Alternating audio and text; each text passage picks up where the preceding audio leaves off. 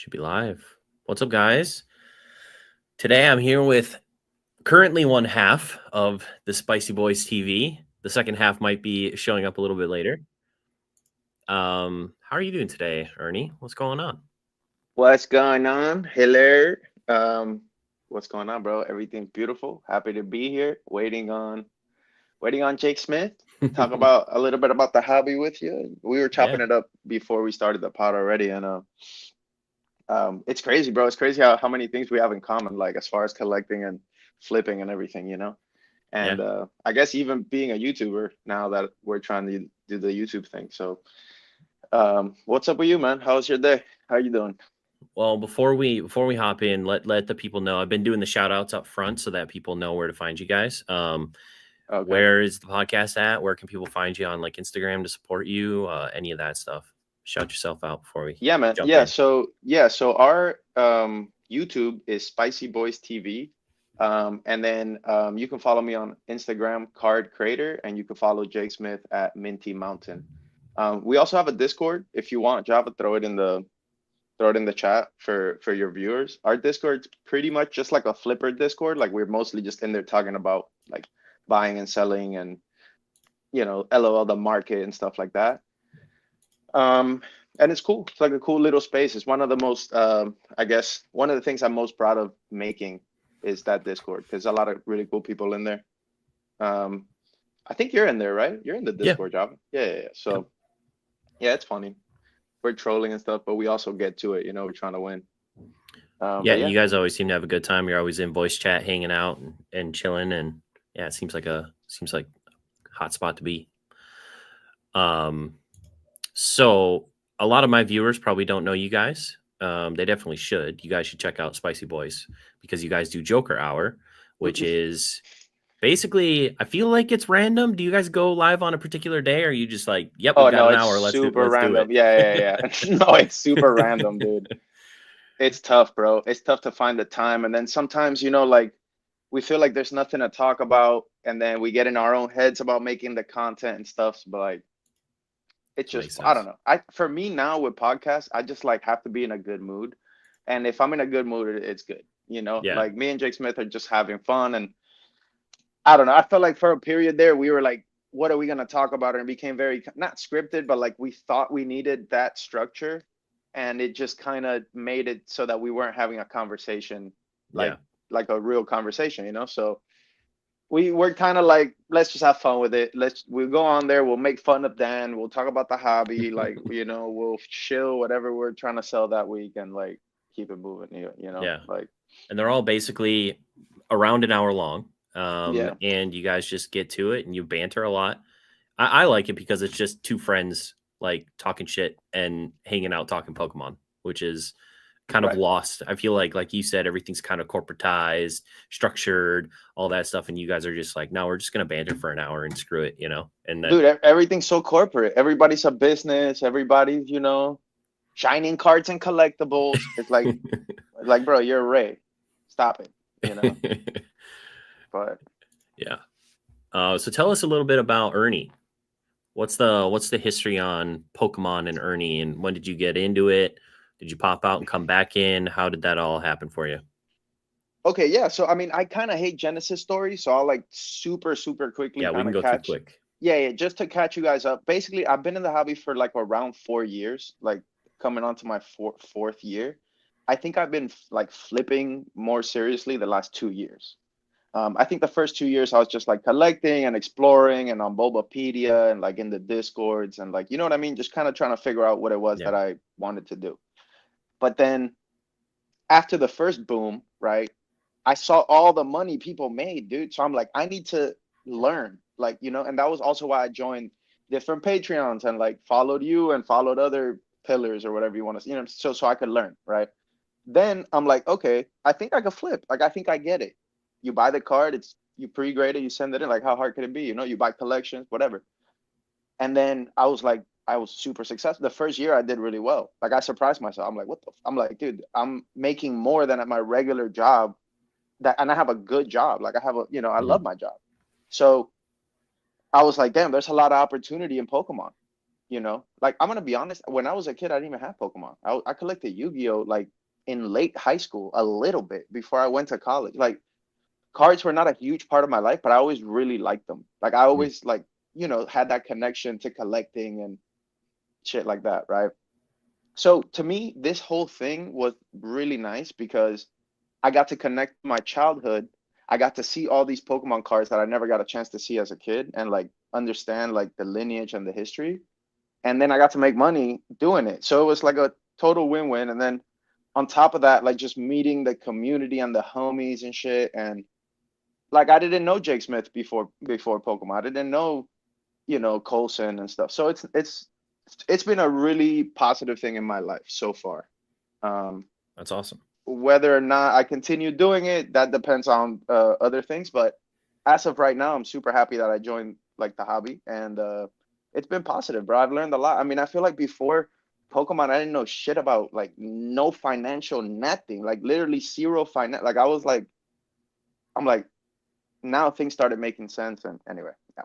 Yeah. No, it's definitely a lot easier to learn the concepts through something that you actually enjoy instead of like reading a book about them or something like that where it's all dull and boring, or taking a class, or and those things can be helpful too. But if you can apply those concepts to something you enjoy like Pokemon, it's much easier to learn and get better and all that stuff with them. Um, so correct me if I'm wrong, but you are a chess teacher? Are you super into chess, or you Oh, were super into chess?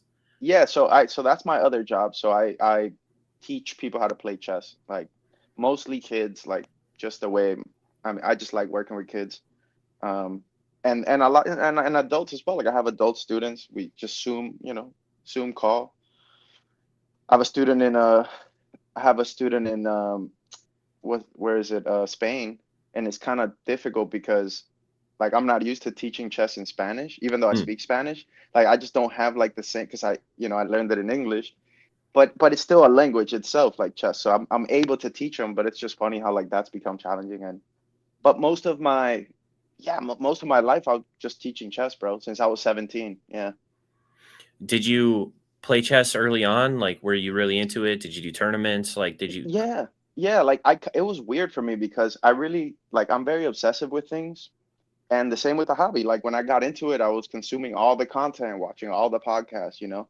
So it's kind of the same with chess. Like when I decided that I'm like I needed to be good at chess, I I basically just made that my priority. Like it was very obsessive, you know, borderline crazy. No, no, I'm kidding. But you know what I mean? Like I just like super locked in, and I was young. I didn't really have bills and shit, so I just could dedicate a lot of time to it. And then like lo and behold, bro, I like got a lot better than I even thought. You know what I mean? Like I just randomly was one of the better players, and it just kind of happened. I don't know how to like say it. Like it was just kind of like you're like I'm sure you didn't expect to be super successful in Pokemon, and then it's like, damn, I'm printing. I have, like you said, a six-figure business. I have a YouTube channel. Like sometimes you lock in and you put a lot of work in, and then you reap this benefit that you didn't even realize you could. Like what the hell? Like I my life changed, you know, Yeah.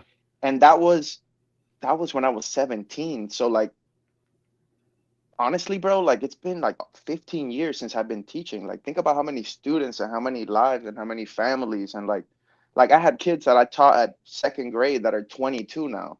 Yeah. And they're like, yo, Ernie, what's up? I'm like, what's up, bro? You used to be a baby. Like, so it's like it's a beautiful career, really, because I get to interact with kids and like have that like what do you like, I guess teacher thing. Like But role then I model, also sort of. Yeah. yeah, but then I'm doing chess, which is way better than teaching them math or civics. Like, and we have so much fun. Like the Yeah. same way I mess around like with my friends, I mess around with my students, and I call them out and I make jokes, and you know, and so that's kind of what I do. Like I just kind of provide a place for them to learn and play. Um, Nice.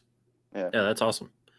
Do you think that being good at chess, you kind of talked about it, but do you think a lot of your skills at chess apply to the flipping business of Pokemon? Do you think that there are things that cross over there that you have found that you have a bit of an advantage on having that skill set already coming into it?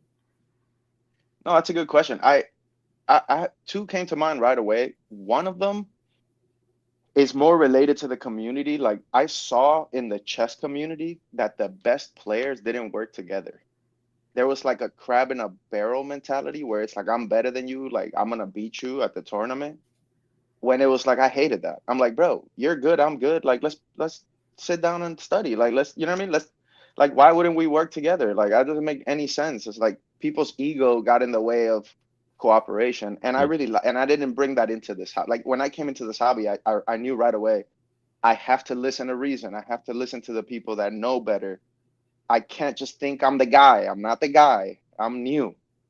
And so in a way that helped because I already knew I wasn't good and I'm still not good. I'm still learning every day something, you know? So, and then I guess the other thing that came to mind was just like thinking about the history. Like when I was studying cards, like Pokemon, I just like did it like historically. Like I started at the beginning Hmm. and I tried to like work my way up, which is the same way I studied chess. I studied it from like history. I don't know. That was my approach to learning that. So, Cool. um, yeah.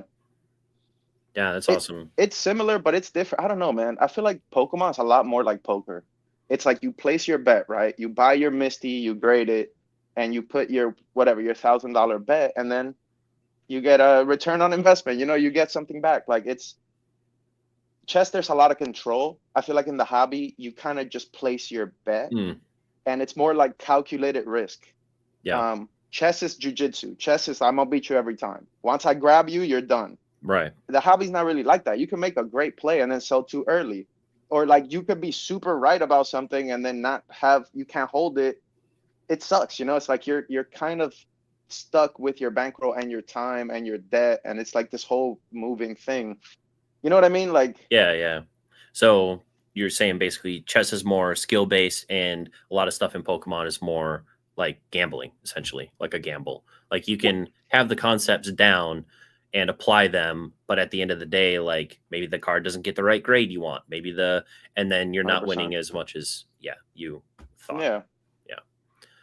Okay. Yeah, that makes sense. I like that analogy a lot. That's cool. Um, so let's run through quick some of the chat members. Oh, cool. Who's here? I haven't We've even looked. got Shug. We've got Peeked at You. Swami's tapping in. We got Thrifty. And we got the Green Shiz. Swami, what's up? Appreciate What's you up? guys hopping in. What's up, Um, guys? Tonight is also a Q&A night. So if you have any questions for either of us, put it in the chat and we will cover them as we go as well. Definitely appreciate all the great questions on all of these so far. And hopefully we'll get some more tonight. So, all right. So last weekend, Miami Collected Con, Fort Lauderdale. um, Fort Lauderdale. Fort But yes, go. Lauderdale. Sorry. Yep. Yeah. Uh, you are in the Florida area, so you Yeah. made it to the convention. I didn't get to see you, unfortunately, but what was the plan at the convention? Did you vend? Did you buy? Were you looking for anything specific, or were you just there to have fun? Like all of the above? What? Bro, I'm not gonna even lie, bro. I took just stuff that I thought was hyper liquid.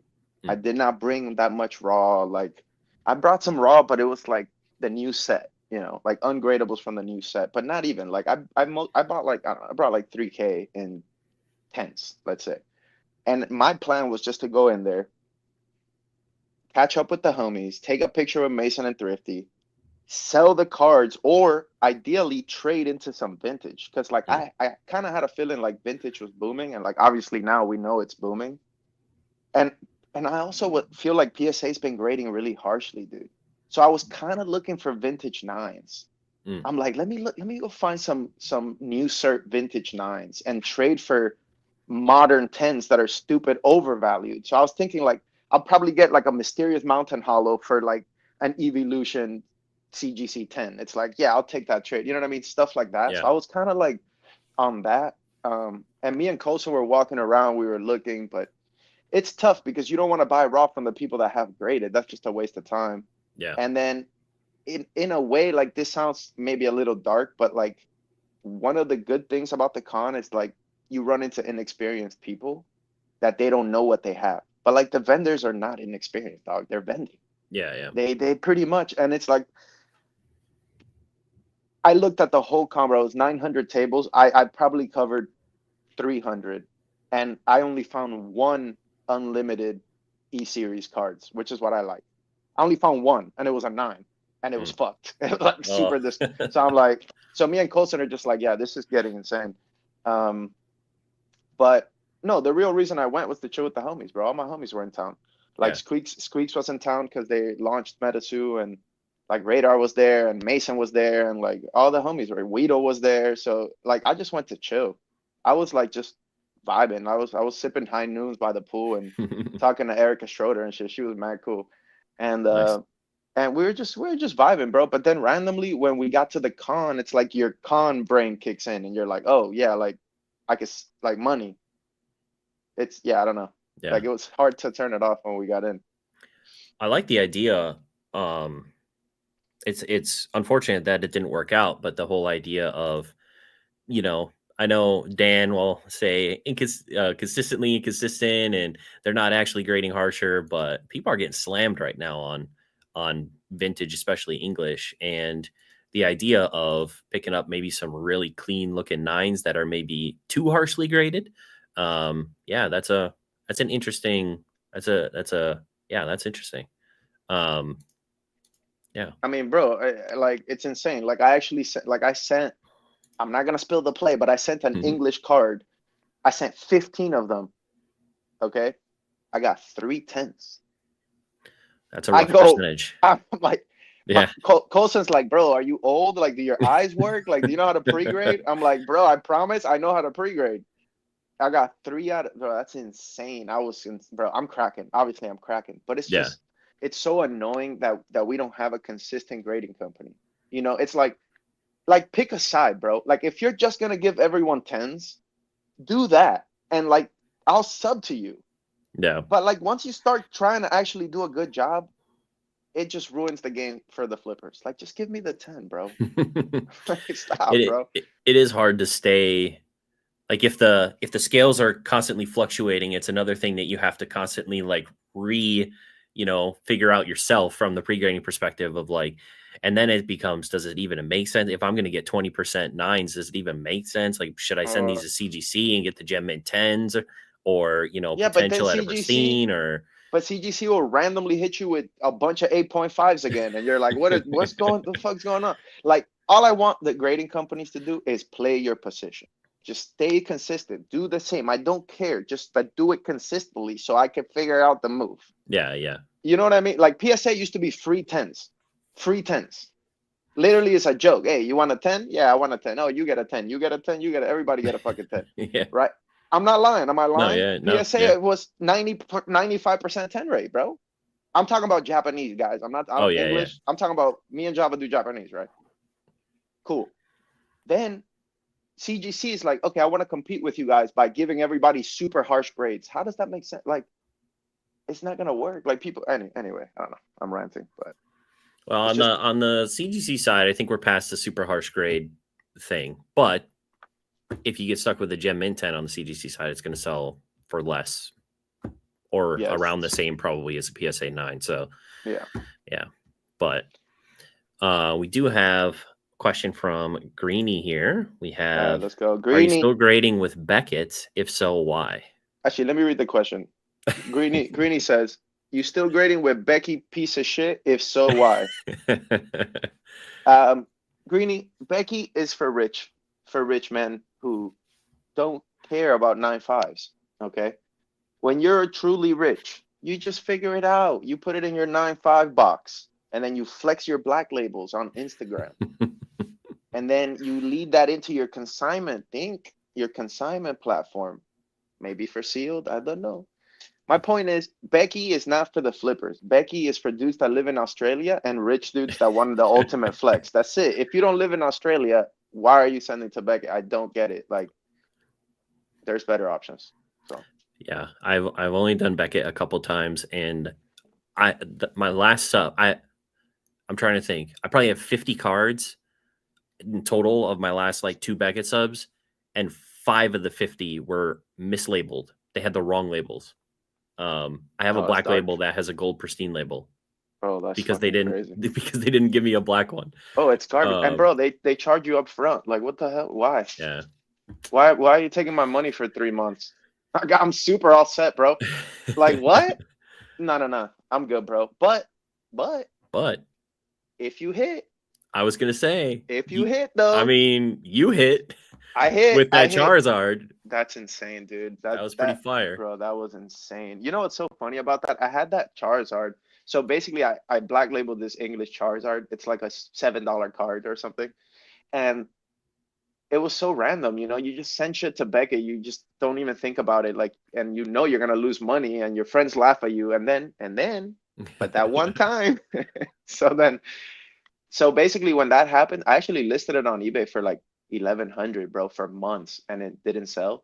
And actually James CNG Emporium can sign now.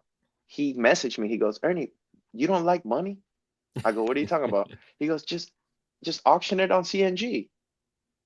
I'm like, oh yeah. Like it's a black label Charizard, dude. I'm gonna get market. Like, what am I doing? And I sent it, bro, and it sold for 3K, bro. It was listed for 1100 for 2 months.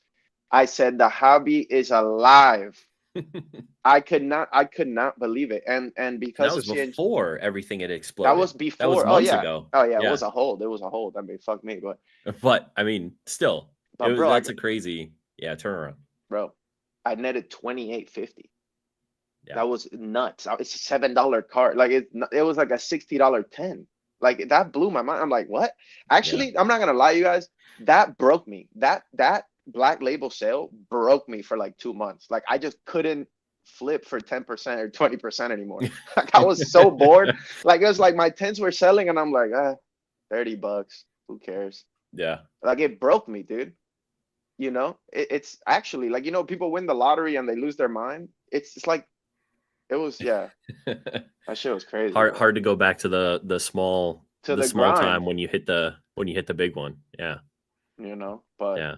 whatever. It's totally random. I'm not like, I don't know if that card was actually a black labeler. I sent so many minty cards, bro. I sent Poncho Pikachu's to Beckett 9.5. I sent Yeah. like 2024 Yu-Gi-Oh, like brand new pack fresh 9.5. Like I always got fucked. So like that's what I was telling Jake Smith when it happened. I'm like, yo, yeah, it looks good on paper, 28.50, but like I'm really just getting my money back. It's like the same in the casino. In the casino, they have promotions, and then you randomly win 500, but it's like they're just paying you back with the money they already took from you.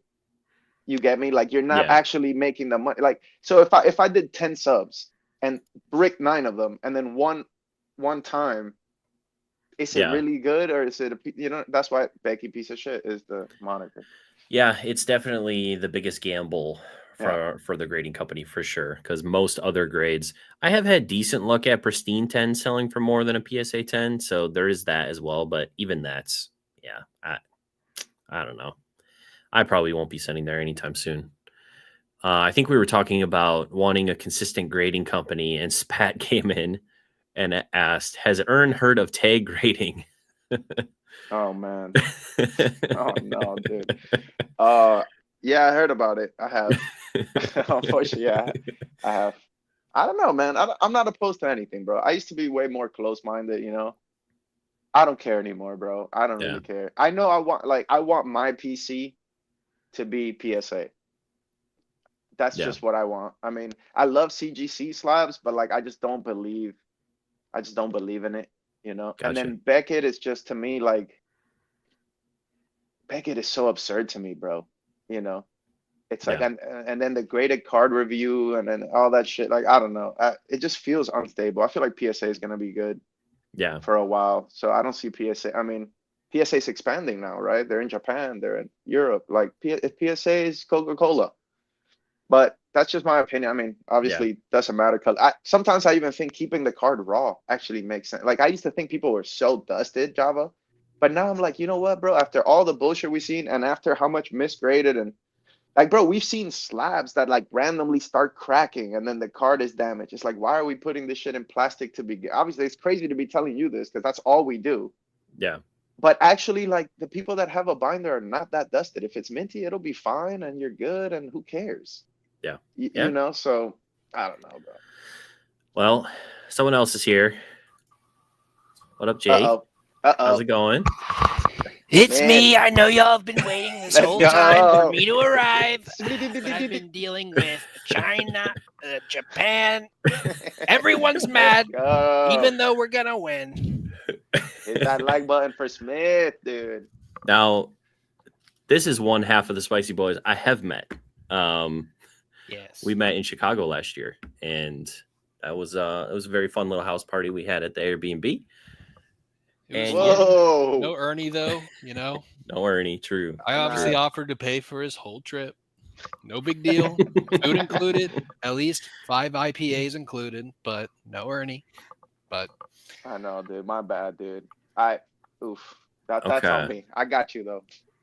So, Jake, if you want to do your quick intro into Pokemon before we continue with some questions, because a lot of people in my audience probably don't know who you are. So if you could give us a quick intro to who you are and what you do now and where the people can find you, that would be awesome. I'm out. yeah, Bye.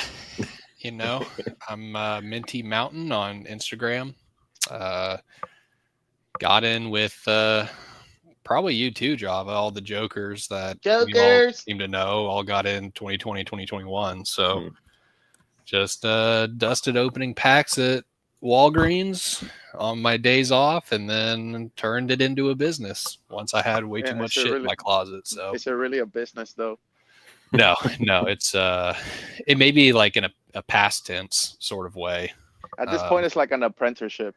Yeah, it was a pre-tariff business, I think. Now we don't know what it's going to be, but hopefully it continues on. I would really appreciate it if we don't say the word tariff for the rest of the stream, please. It's just one of my trigger words this week. Okay. Well, Thanks. Well, it's going to be on the screen the entire time. The rest of the All right. Peak has a question for all of us. Thoughts on Rudy's take on not investing money into Japanese product long term? He says the English product always withholds better in a down market, which is why he doesn't. Any thoughts on that? Well, Smith is the expert on sealed, so I'll let him take it. I don't do anything with sealed. I watched the video that Rudy was talking about that. My understanding of it is he just doesn't understand it. Not because he can't understand it. It's just he doesn't have the time, and English goes so well every time. Like obviously if he was doing the same thing he did with Chilling Reign as with EV Heroes or, any of the other sets that are ridiculously over MSRP, he'd probably have a slightly different opinion on it. But yeah. I mean, I think, Japanese product is the superior product in a lot of ways. Especially as far as like sealed collecting, I think the boxes look way more beautiful and texture. Yeah, the texture, the quality, everything. But I don't know. More and more recently, I've been kind of liking English product a little more. I don't know if it's because it's making me more money than Japanese is currently, or if I don't know. I just feel like Japanese, they release the sets right as it comes, but English is a little more blocked to where it's like 2 Japanese sets combined. I kind of am starting to like that. Like the English product just has way more cards that you can get from like singular set releases. Yeah. So I like that aspect of it. You like that because it'll go up faster because you're a dirty flipper, not because you like the cards more. Be honest, bro. Be honest. No, I led with the disclaimer. Maybe it's because it makes more money currently. Okay. Okay. I said this. All right. Well, and there's a bit more time in between set releases. So when grading takes 2 or 3 months, you can get stuff back and flip them and churn before the next set comes out and all the people shift to the next hot thing. So right, a little bit more playtime. That's true, because I sent Surging Sparks cards at release basically, and that was when bulk turned into like 2-3 months for everyone. I was like, oh, I'm going to be completely cooked. Good. But then by the time I got them back and I was posting them, they just kind of all sold and there wasn't as much competition. So yeah, that's definitely true where, definitely a little bit more runtime. Where Japanese, it's like, oh, the set just released and there's already PSA 10s over there that you could buy already. Yeah, that's the worst. Yeah. They just brutally beat us these days. Yeah. I don't know, back in 2022 or Do you remember, Java, when that started? Where like we just started, like it was really good for a while, being able to buy from Japan. Bro, it and was get really good. graded. It was really good until Java started grading, dude. That's when my business half, yeah. to be real. I don't know. Stop. There was just a certain point in time where everyone just started getting cooked by the Japanese PSA return times, but Yeah.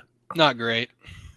I wonder if with the Rudy question, if he just has such a advantage with English because he has distribution and stuff that he just doesn't think about Japanese all that much because he already has so much an advantage in English.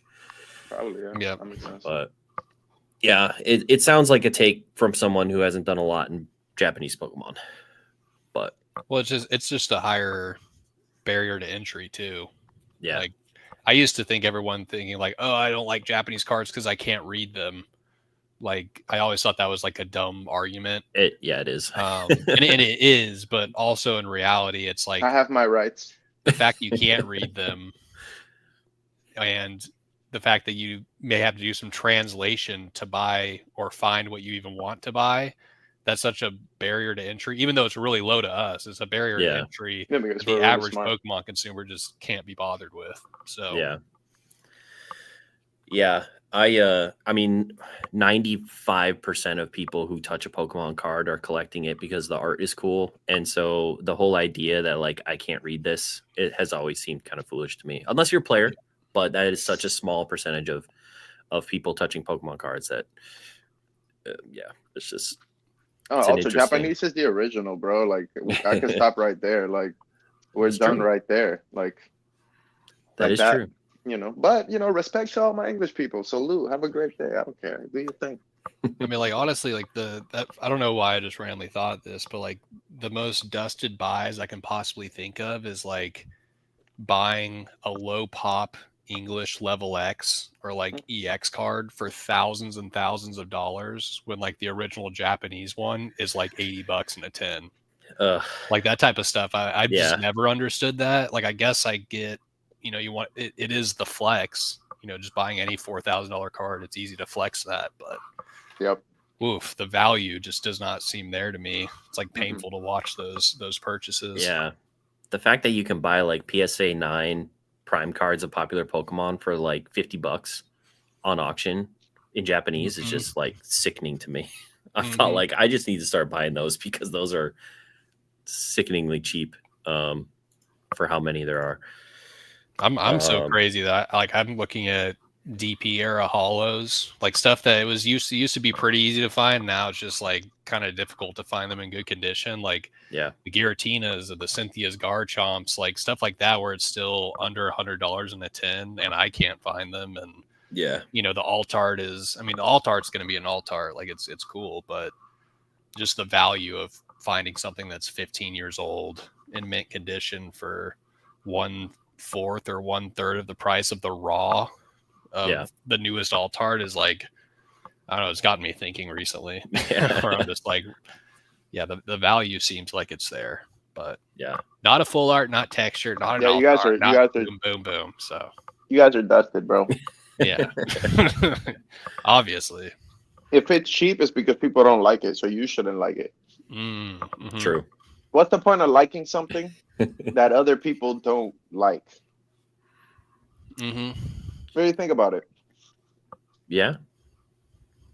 That's deep, dude. Yeah.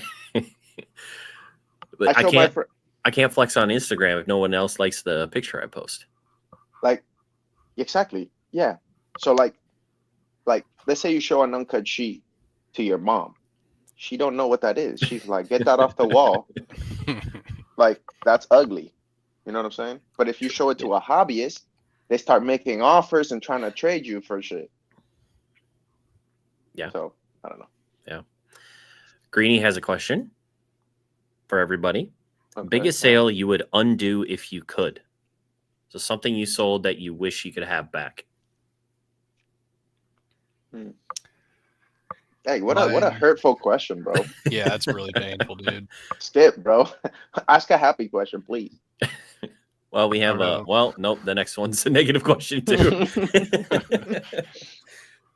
Oh, dude, Ernie, the one that came to my mind was like, I opened like I think it was like this was like 2 years ago or something. Like I was still in Portland, and I had gotten a good deal on like one of those 3-pack, like almost like 7-Eleven type hanger blisters from Japan, and I got a good deal on it. So it's like I've never ripped black and white Japanese. That would be fun. So I think we were like drunk or just messing around late on Discord one night with like Ernie and Colson, and I was ripping. And I pulled an unlimited Groudon full art from, I can't remember the set. Plasma or something? It was one of the black and white sets. I don't remember either. Yeah, there's only one full art Groudon. Groudon, so y'all probably know which one. And I think I graded it a 10, sold it for $650, I think, which was crazy because that was back during the time whenever, like that was when the boom was really declining. But I guess it was just rare enough that some guy in the UK wanted it. But like that would be a card I wish I still had, honestly. But I mean, back then when everyone's screaming it's all going to zero and Pokemon has no more room to run, and someone gives you a $650 offer, you're like, that pays most of my rent for this month. I guess I got to take that. So yeah, that would be my answer. It's not a crazy big sale, but that was the painful question led me to a painful memory. You could say. What do you think, Ernie? Should I go? I need therapy, bro. Go ahead, yeah. So mine isn't, well, biggest sale you would undo if you could. My video game collection, like a decade ago. I used to flip video games, and I did the whole like flipping and keeping one, copy, and I had a massive video game collection, and I sold it for a good reason, but I wish I could. If there was one thing that I really could pour a lot of money into recollecting again, it would be video games. I have a lot of nostalgia for that stuff. So yeah, that sucked to sell that, even though it was for a good reason. But I don't think about it a lot. But was it a lot of sealed video games? Not a lot of sealed, but a lot of like complete in box stuff. Gotcha. So stuff that definitely went up during the COVID boom, just like everything else. Mm-hmm. I think it's. I was going to say, like, if it was like sealed Pokemon boxes and stuff, it's like I can call. Yeah. I know a few good therapists if you want. No, complete in box. Thankfully, not much sealed, or else, I would definitely need a therapist. All right, Ernie. Man. There was a lot of sales that I wish I could take it back. I actually love cards. I know it's a hot take, but a lot of the vintage things that I had to sell, it just was so brutal to sell, like a Skyrich Vaporeon PSA 10 in Japanese for $350 or something. It's like such a hard, like, when will you ever find that minty? Like, you're not. And then even if you find it, it's 150, 200 min.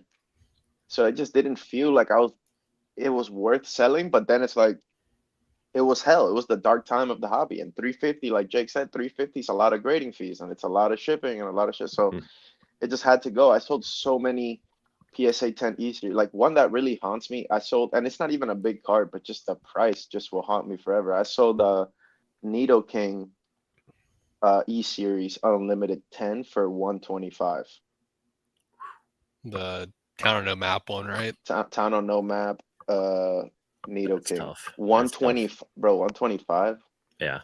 Kill me. Yeah, it's like a pop 20 probably. Pop 20. Yeah, it was like a pop 17 for 125. Some dude, actually, I posted on IG, and some guy just like, yeah, I'll just buy it. Like, he was upset. He's like, he didn't even want it. He just like, okay, I'll take that. Yeah.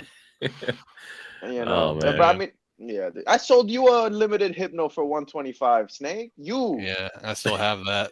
That if anyone asks what's the purchases that you're the most happy about, that's probably on my top. Yeah, I think it was your birthday. I gave you a good deal. You fucking. But it's whatever, bro. We could keep dwelling on the past though. Let's do that. Yeah. Next negative question from Degree Shiz. Worst buy in the last year. Fucking classic collection or whatever the fuck the big ass, the what do you call them? The classic collection, yeah. Yeah. That shit was, I guess, I don't know. That's probably not my worst buy. That for some reason that just came to mind, but that was the most pain in the They were ass annoying, flip yeah. I've ever tried to do. Like so many cards and so many issues with the cards. All my Charis came in OC. It was just so Pikachu, painful, OC, dude. The everything. shipping was 50 per. Mm-hmm. Like it was dark. It I was still have super one in my dark. closet I can't sell for 150. Like, Yeah. So Yeah, I think worst buy. Do you have one, Ernie? I might have to think. Yeah, bro, I got you. Okay. Oh my God, all I do is worst buys. I have bring a out the million of scroll, these. dude. Literally pick any one of my plays. Honestly, the worst buy I ever made in my life is whatever I was buying instead of buying Van Gogh Pikachus. I'm really sorry. Whatever, like if we look at my sales, whatever I was buying at the time that those came out was the worst buy of my life, actually. So I'm just out, bro. It was fun. It's a good hobby. All right, I guess mine would be I bought into the Kickstarter for that altered TCG. It's like it's a TCG with like a digital component. It's big in Spain, but ever since it came out, like nobody cares about it unless you're in Spain playing the game. So I think boxes online are like $100 now. They're not even worth what I paid for them. Yeah, probably that. Trying to buy into a new TCG. Yeah, I bought Flesh and Blood like years ago, and like I think it was like I bought like a Monarch first edition box for like 200 or something, and then it just like dropped to 50 or some sort of like crazy crash out with that. And then it was it's recently been going back up, but literally like a few months ago, I was depressed or sad or something. I just want to fucking rip something, and this damn Monarch box has been sitting there.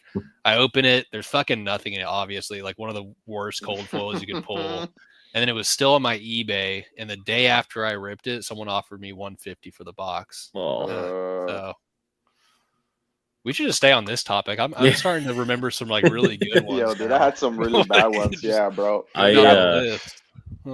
I bought a Metazu first edition box when that first came out, and then Aoki talked about it, and it spiked all the way to 1,000. And I told myself I'm going to sell it if it hits 1,000 because that's ridiculous. Yeah. And I held it, and it's still on the shelf.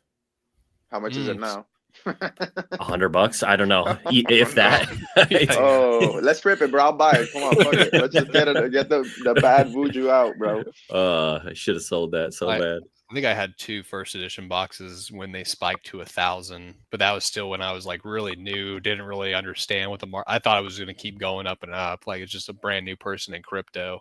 Yeah, and I ended up like holding all the way down to like 500 or something, and then I just had people buy packs like in Discord or something, and I graded what I opened and graded what they opened, and I think I ended up making some money off of grading all the hits out of the boxes before the market just kept going down, down, down forever. But yeah, that was not fun either.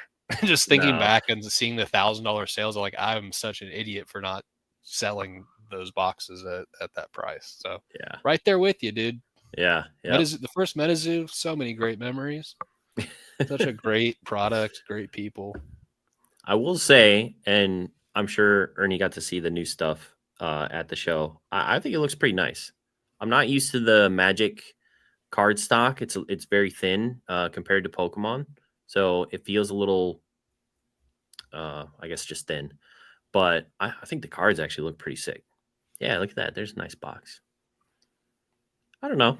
Unfortunately, my favorite cards are like whatever I guess like the alternate art box comes with some promos that are done by Poncho. I like all of those, but those are really the only ones that like caught my eye. But I don't even know how much those are worth. I just saw those alt art boxes selling for ridiculous money. I was like, yeah, I have too much Pokemon and bills and other things I want to buy than spending it on Poncho shit. So. Let's see. We have another question. Are either of you guys going to be in Chicago in a week? Are you coming back to Chicago, Jake? No, I'm going to New York for work that weekend, so I cannot make it, sadly. I said I was going to be at all the Chicagos, so I'm capper. Yeah. Bing, bing, bing. Yeah. Well, anyone who knows me knows that there's one thing I hate more in life that collecticons. So I will not be attending, and I'm pretty sure for Lottie was my last collecticon of my life.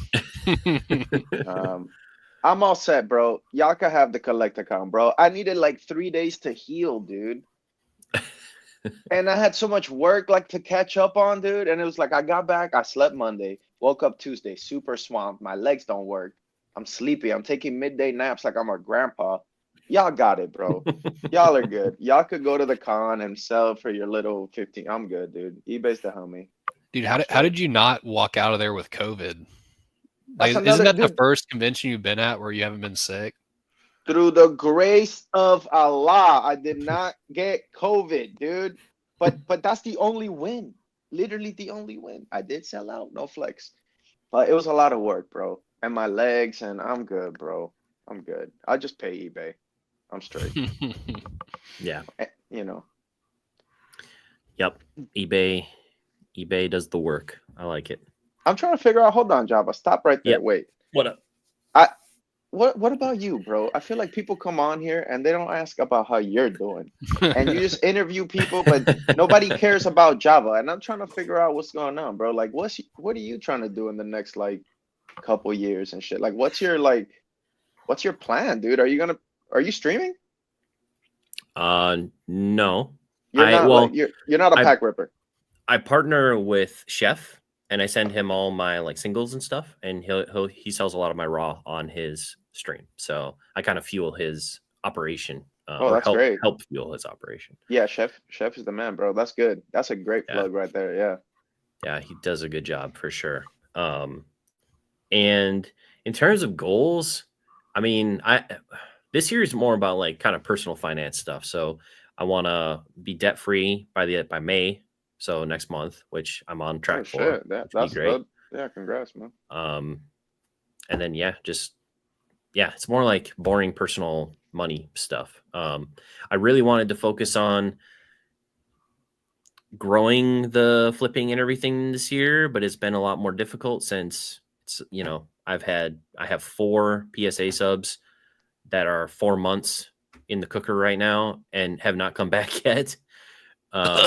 They're in assembly now, thankfully, but it's kind of hard to grind and, up your flipping game if all your money is tied up for 4 months, literally a third of the year. Yeah, that's dark, bro. Yep. But yeah, mostly personal finance stuff for me, goals wise. Is that why you're on track? Is your PSA subs are coming back next month and you'll be rich? Yeah. Yeah. I mean, some of it will go toward that for sure. Yo, for me to be debt free by May, I would have to rob a liquor store at gunpoint. It's not happening, dude. I promise. But salute, bro. That's awesome. Yeah, I appreciate it. Appreciate it, man. I don't know, man. The United States isn't that, when you're a big business, you have big debt. So that's what I tell myself at night.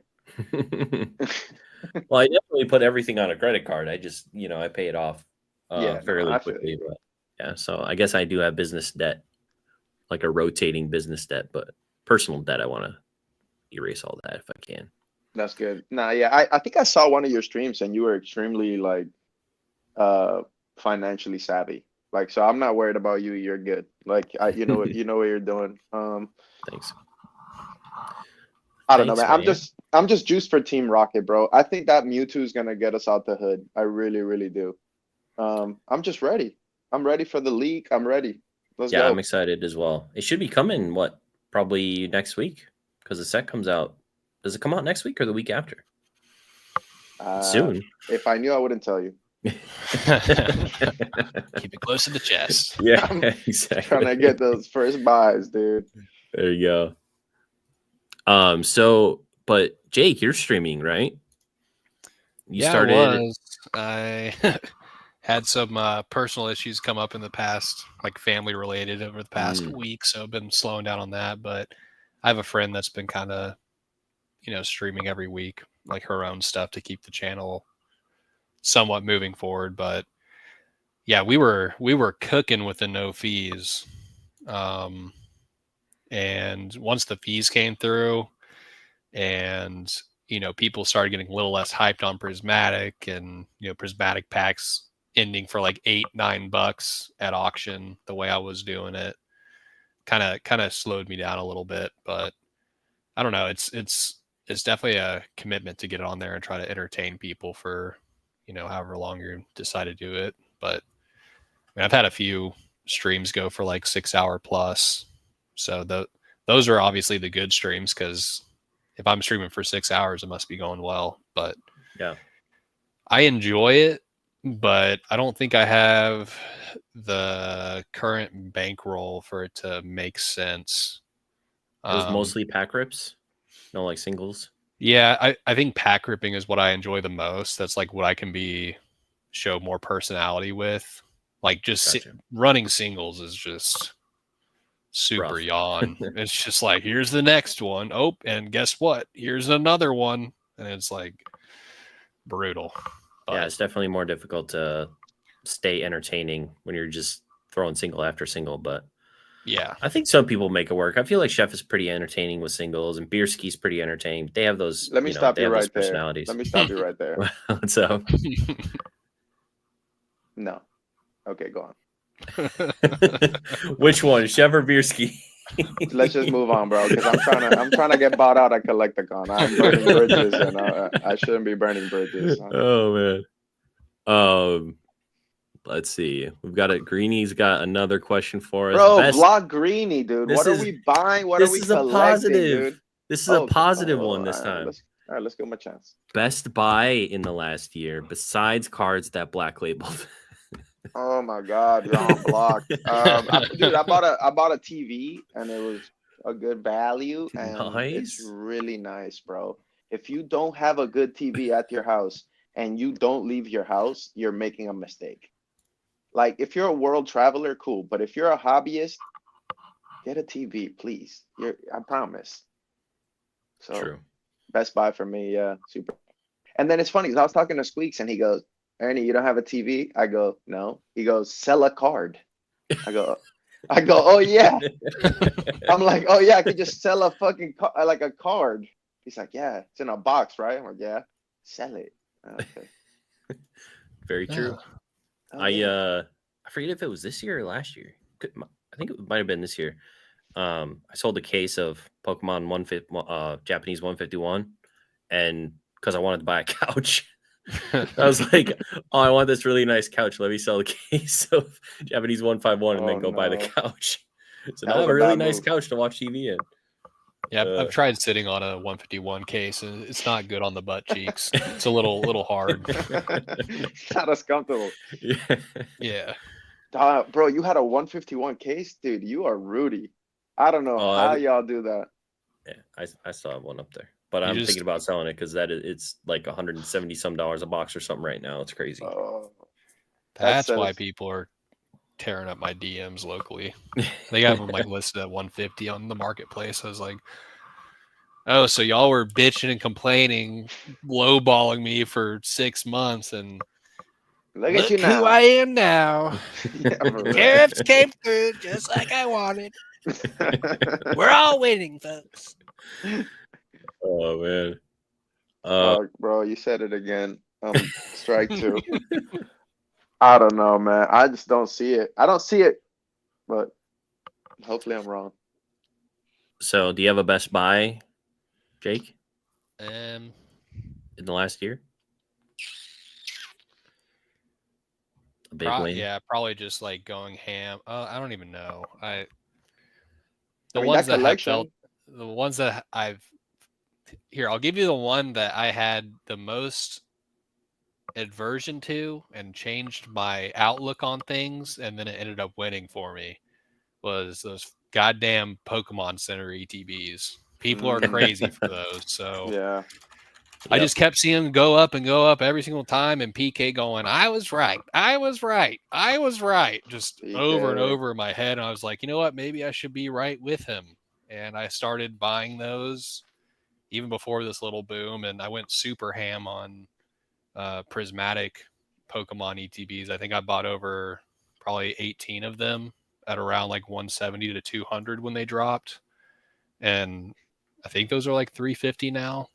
But like don't get me wrong. I don't like the product. It's not for me, but I know Yeah. the majority of the market does. So it's like, I think that was the thing that came to my mind because it's like I got over my bullshit to as a business. I was able to buy things I don't like, and they went up. So Yeah. Yeah, dude. Yeah, that's sad, bro. I want to go back to collecting. I don't know, man. Like, I don't know. Just take me back, dude. you have to I've buy I've stuff actually all started. the time that you don't like right now. Yeah, I've Wait, actually what? thought about starting a collection here or collecting Let's more. go. What are you So- gonna video games? No, so there's a couple sets that I've wanted to collect since I've gotten back in, which obviously I didn't start them 5 years ago when I probably should have. But I really like the web set, and I really like the Ooh, versus series set, and so yes, dude. binders of those I think would be super sick. Ooh, you So lost me at binders. Great taste, though. Great taste. But yeah, this, I would like to display. I don't necessarily like binders because I don't like that I have to I like walking into the office and having something on the wall and just looking at it, oh you know, really? and having it always available. Do you have a second to talk about posters? Wait, or we can. I see you can. got some pretty awesome posters back there. But yeah, so So how are you gonna display it on the wall? See, that's the problem with collecting. This I is like don't impossible. know. How do you enjoy it? And then it's like if you have a $1 million card, like do you just leave it outside by the knives, like next to the coffee? Like where do you put it? And then like the UV light, you know what blew me, bro? The dude's like, oh, you have to UV protect those. Yeah, He's don't do right. He's right. You can't just have it in the sun, bro. I live in Miami, for Lottie. It's gonna get damaged, bro. It's gonna turn purple. I have a purple Elottie. It's stressful, dude. People might pay more for that. You see what they pay for the blue shining muse? Yeah, those I'm people pretty- are fucking insane. The people Yeah, that that buy is insane. unfaded cards for 4x market Yeah. price are crazy people. Crazy. Well, they just don't want to wait. It's Yeah, it's they don't want to wait through the solar calendar. Yeah. Yeah, they're like, okay, I can tape it to my window, or I can just pay 3x for saving 4 months. It's undervalued. True. There you go. Yeah, it takes longer to sun fade a card than to grade a PSA. Yeah, just buy it, dude. Oh, fun fact: I've never had a minty Coro Mew ever. Not one. I've never had a minty one. I haven't either. It's dark. I've Why had a didn't we minty buy that? one. Well, you got a 9. No, I actually got an 8.5 at Beckett, and then I cracked it, Mhm. sent it to PSA at 9. Mm-hmm. No, it was 9 at PSA first. Cracked it, sent it to Beckett, 8.5. Cracked it again, sent it to CGC, 9.5. I said, "Fuck this, I'm done." Mm-hmm. Auction on Fanatics, went 25% under market price, Of course. made like $50. Yeah. Cried deep down inside, Mhm. and then my shittier one that came in the same lot, 9'd at Beckett. It was probably going to be a PSA 6 or 7. 9'd at Beckett. Yeah. Sold that recently for more money than I sold my 9.5 CGC for. So Yeah, hobby. You know, a Beckett 9 could be anything. A Beckett 9 is like a Harry Potter chocolate box. It literally could be anything. most likely Like, a frog. I will never buy a Beckett 9 ever. Like the Are shit they? that Is it really that dark when you get down to 9 at Beckett? Bro. 9 and below. bro. Yeah. Yes, bro. It's a cesspool. It's fucking dark. It's like Because, PSA 5 yeah, and like, shit. people will crack PSA. Like if it's a clean PSA 7, PSA 8, let's say there's like one dent on it, but there's no edge whitening or anything. It's like Beckett 9. Beckett 9, Because it's like it'll be 8 or 8.5 surface, and the rest centering, everything else will catch it up to a 9. Or they just don't even fucking see the thing. And it's like, I don't know. Beckett is the biggest shit show I've ever graded with, or the least consistent, I think. Yeah. And then whenever you do black label something, someone from the black label game will come reach out to you and be like, "Hey, buddy, what do you? I can't believe you black labeled this. All the 100 of them I bought all have a print line." And you're like, "I don't know, dude. I didn't even pre-grade it. I just sent it to Beckett. It's a waste of time." And then you'll get a screenshot showing the print line on the Beckett scan on Z&G, And you're like, oh, I guess there was a print line. I guess I was technically lying to it. He's like, yeah, no big deal. I don't mean to be a dick or nothing, but yeah, you're kind of a piece of shit and you don't know how to grade. I'm like, yeah, totally. Yeah. I feel That like that's gets so oddly much fun, specific. dude. Even mean, when listen. you win, you have other dudes who haven't, I'm done. I'm done. Jake, but to be fair, when you scam the customer by having an untrue black label, you are kind of the piece of shit. Yeah, I'm gonna cut it a piece of shit. Yes. Yeah, so I'm Yeah. just letting you know. But I don't know. I just don't know how people hold modern. Like one of my saddest plays ever was, remember Jake Smith, you gave me a pack and I pulled the Chari and it 10. Mhm. But I sold that 30 minutes later. I listed that on eBay with the scans. I couldn't get rid of that fast enough. And then they went to 1,200 as if to punish me for being a bad friend. Yes. Oh man. But that 300 was nice. I got shoes. Nice. Hell yeah. That was crazy. So basically I ripped a bunch of 151 UPCs for that Orlando Collecticon. And I was like, oh, this is my first time bidding where I'll have packs ready because I heard people do well with packs. It's 151. Priced them at market. Hardly didn't sell anything because people were pricing them below market during that That's time just wild. because it Yeah, was so that's plentiful. insane. I was like, well, this is a piece of shit. So Just we went rip back it. to the Airbnb and everyone was there.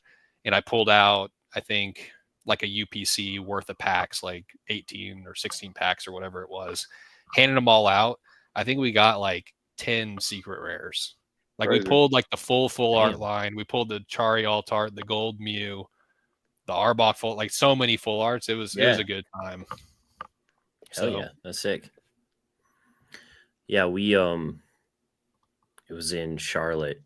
Charlie Herlocker was just passing around a bunch of Japanese boxes. Like I think it was just whatever the Paradox Rift equivalent was, like the 2 boxes that went into that. Mm-hmm. And we were just ripping and we were pulling a bunch of like Roaring Moons. We got like multiple of those and just it was super fun to just sit down and rip just That's pack what I've wrappers noticed, everywhere. though, like when you I feel like, and obviously this isn't true because what's in the pack is what's in the pack, but for some reason, like through Whatnot and like through that experience in Orlando, I feel like I see like whenever you gift a pack, I almost feel like those have more hits in them than if Yeah. you just greedily rip all the packs you have alone at your house like a goblin. Yeah. Like, Yeah. so like I think I had a stream where people were just gifting people packs left and right. Like someone gifted a prismatic pack, we pulled an alt art. Someone gifted a 151 pack, we pulled a Blastoise alt art. It was like insane, and everyone was bricking up until then. And I guess everyone was just fed up and just started gifting people packs, and we just started going on a Yeah, you might run. be onto something because I gifted my friend a pack and he pulled a Charizard and then I took it from him and that's not my friend anymore. Yes, the tainted Charizard. We have a question from FN Viking. What is y'all's most memorable moment in the hobby? That's a tough. Dude, honestly, it's probably that Charizard because that like little moment because like we had I think Ernie and other people were like recording it, and it would have just been a normal video of just people bricking and not that great, but everyone just kept hitting, so like the vibe in the room just kept going up and up and up. Like Swami ripped 3 things in a row, and then I think Swami was the only one that was bricking. And he was like, fuck this. He like threw me a pack and I ripped a secret rare. And we were like, what the fuck? And then Ernie's like bricking and Ernie started just like abusing the cards, like going nothing. And then it Charizard and we're all freaking like going crazy. Yeah. That was fun. Nice. What about you, Ernie? I don't know, man. That's a difficult question, you know? The Orlando trip was super fun, like just being in the pool, just dying at everything Jake would say. And like Colson, just like people were talking about Metasu and he would dive underwater like I'm out, like listening to this. Like it's funny shit like that. Or like, I don't know. I mean, even just like getting certain cards that you're just juiced to get could be a memorable moment. You know, some stuff that you worked hard to find and you finally get it. And I would say most of it would be with the homies or like related to, you know, some community experience or something, you know. Like it's Yeah. fun to share the fun, you know. Yeah. Can't think of anything specific, but yeah, probably something like that, like Denver, Orlando. I Like know one just of them of yours when you graded the pristine Chari Lottie. oh, that's back to triggers, dude. Oh, back to triggers. No, no, yeah, that was kind of memorable too, yeah. But that was a while ago. I only think about that 8 times a day now. Yeah, I think 2 years ago in Charlotte, it was my first Collecticon where like a bunch of the people were going to be there, and Friday night, I think before the convention, we stopped at a bar. I forget what it's called. It's a really nice bar. It has like a whole section kind of in the back with different darts and What's stuff it? like that, and there was like probably 20 or maybe 20 of us there. We were all just hanging out. I don't know, just chatting, and it was the first time that I met everybody, and it was a very just a fun. I don't know, Like I kind don't of know my if introduction into everybody, and getting Mhm. into the group, I guess. yeah, IRL. the interaction for us was going to Swami's house. I would like that still like it's definitely a very memorable moment. I just like remember everything. I remember where everyone was sitting. Like that moment is ingrained in my brain. Just meeting like 40 people at once. Like it's like very few times in your life that you walk into somewhere and you meet 40 people. Like, Yeah. yo, you know? It's fun to like think back on that too, like because you like have met people over the past few years too that were at Swami's house, but you didn't really technically get to interact with them, and then now you've interacted with them a lot. Yeah. But it's like weird, like seeing. It's like watching people like early on in their Pokemon arc, like everyone's kind of a different person since then. Yeah. Like people were like I think Basic and Ivy were playing MetaZoo at the table, and Rock Pokemon was ripping Japanese Expedition, pulling a bent Gengar. Like I don't know. There's just so many little things where it's like everyone's so different from then, but it was a great time. Yeah, remember that's when Weedle thought we were pillars and we are like, oh, okay. Yeah, it's weird too because you guys get that weird feeling when you watch someone's content for a long time and then you finally meet them and you feel like you know everything about them already. And it's like, but it is kind of a nice thing because you already have sort of an introduction or a starting point to like kick up conversation or whatever. But it is weird because it's like, oh, I've watched this person for like 3 years and now I'm hanging out with them in person. Yeah. Yeah. Yeah, You know, listening to a ton of Dan lives, and you find yourself drunk at the end of the night, destroying the rest of a pizza box with him. Yeah. I feel like Dan was super cool to chill with. Like he wasn't big timing us or ever. I never felt big time by Dan. Only when I watch his videos of his business numbers and stuff. But like IRL, Dan is not gonna big time you, you know. However, I will big time you. So if you Watch out. so if you come up to me at the con, treat me nice, please, with respect. Yeah, Okay. I'm only like 5'7", so I'm always big time by Dan. He's like 6'8" or whatever Yeah, he is. no, he'll eat you, bro. Just a I'm good on giant. that. I'm chilling. No, but it is weird. Like, I think we should stay on that topic. That's kind of interesting. Like, because like the people that like this weekend, like at the con, right? People walked up to me and mostly saying to kick Jake Smith from the podcast, but like they like it, you know. So it was weird because it's like you're talking to somebody who's watched 40 hours of you talking, and you've talked to them for 1 minute. So, excuse me. So I guess their level of comfort with you is different than your level of comfort with them, you know, because you Yeah. don't know this motherfucker. So that was a little strange to me. Like I never really had that feeling before, you know. Yeah. Like yeah. Yeah, did you make sure to like not look at them in the eyes and look past them and make sure they felt like you'd rather be doing anything else than talk to them?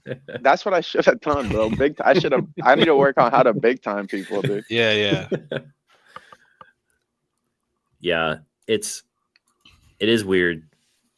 We were just looking through a binder. I was there with Spat on Saturday, and we were going through and just buying cards and stuff. And I was just flipping through a binder. Spat was next to me at the other binder, and this guy just puts like a phone in front of my face, and it's my YouTube channel. He's like, "Is that you? I watch all your stuff." And That's I'm like, wild. I'm like, "Yeah, I guess that's me. That's cool." I don't have money. I don't have any money. But yeah, I don't know. It is. I'll never get used to it. I don't think people like coming up and saying how much they enjoy or learn from you or whatever. Mm-hmm. Yeah. Yeah, I feel like there's definitely a lot of people that probably like super get off on that.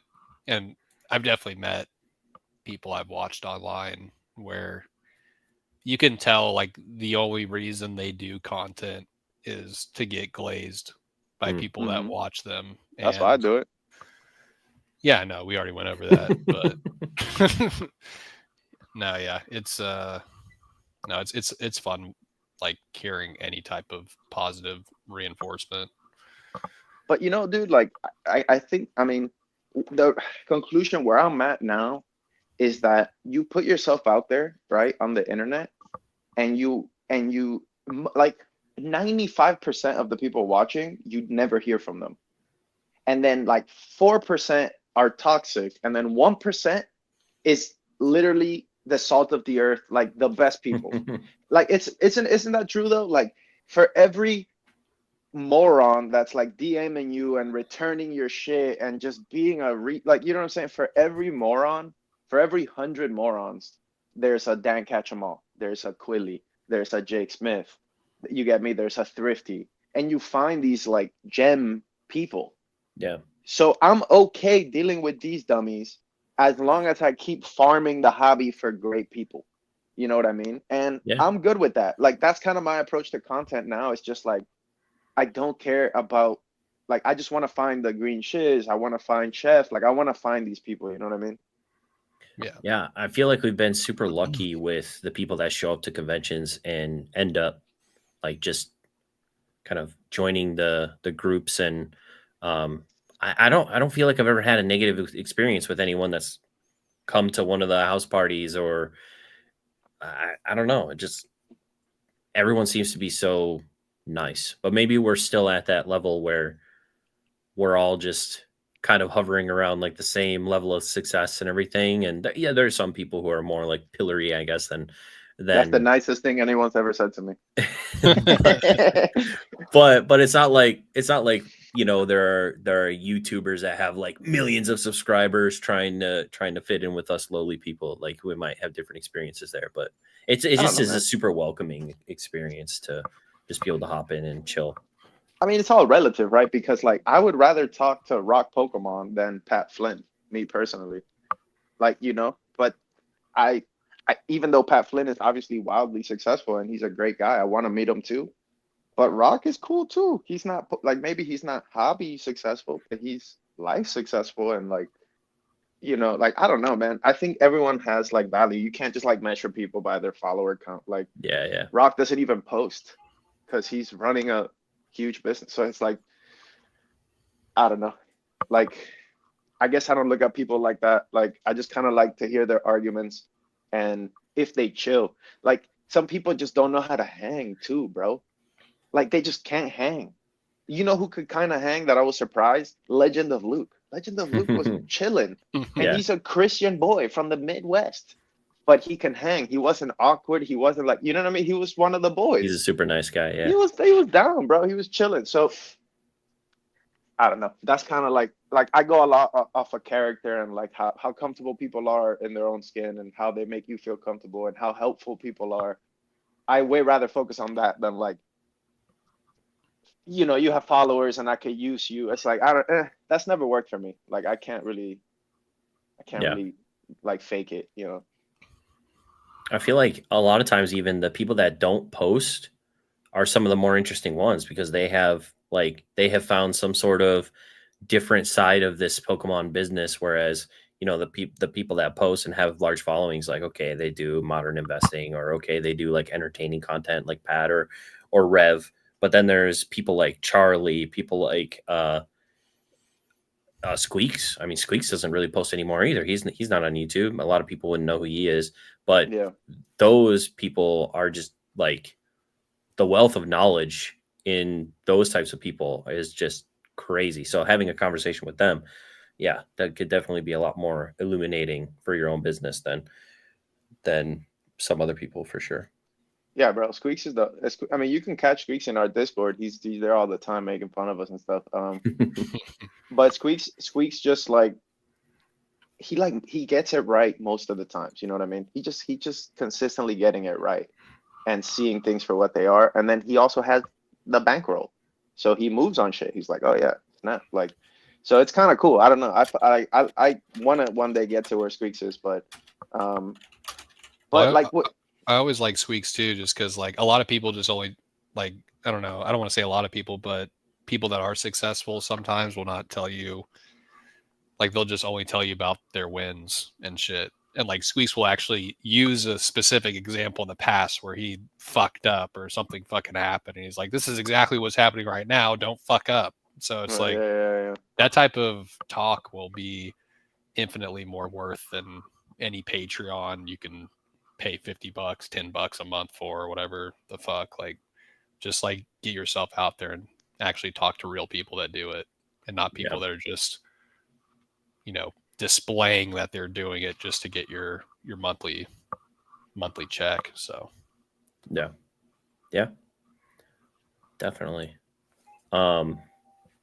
So how do you guys navigate markets that are changing like wildly?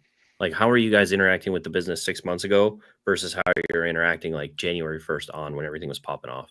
Like, how does it change for you guys in your flipping?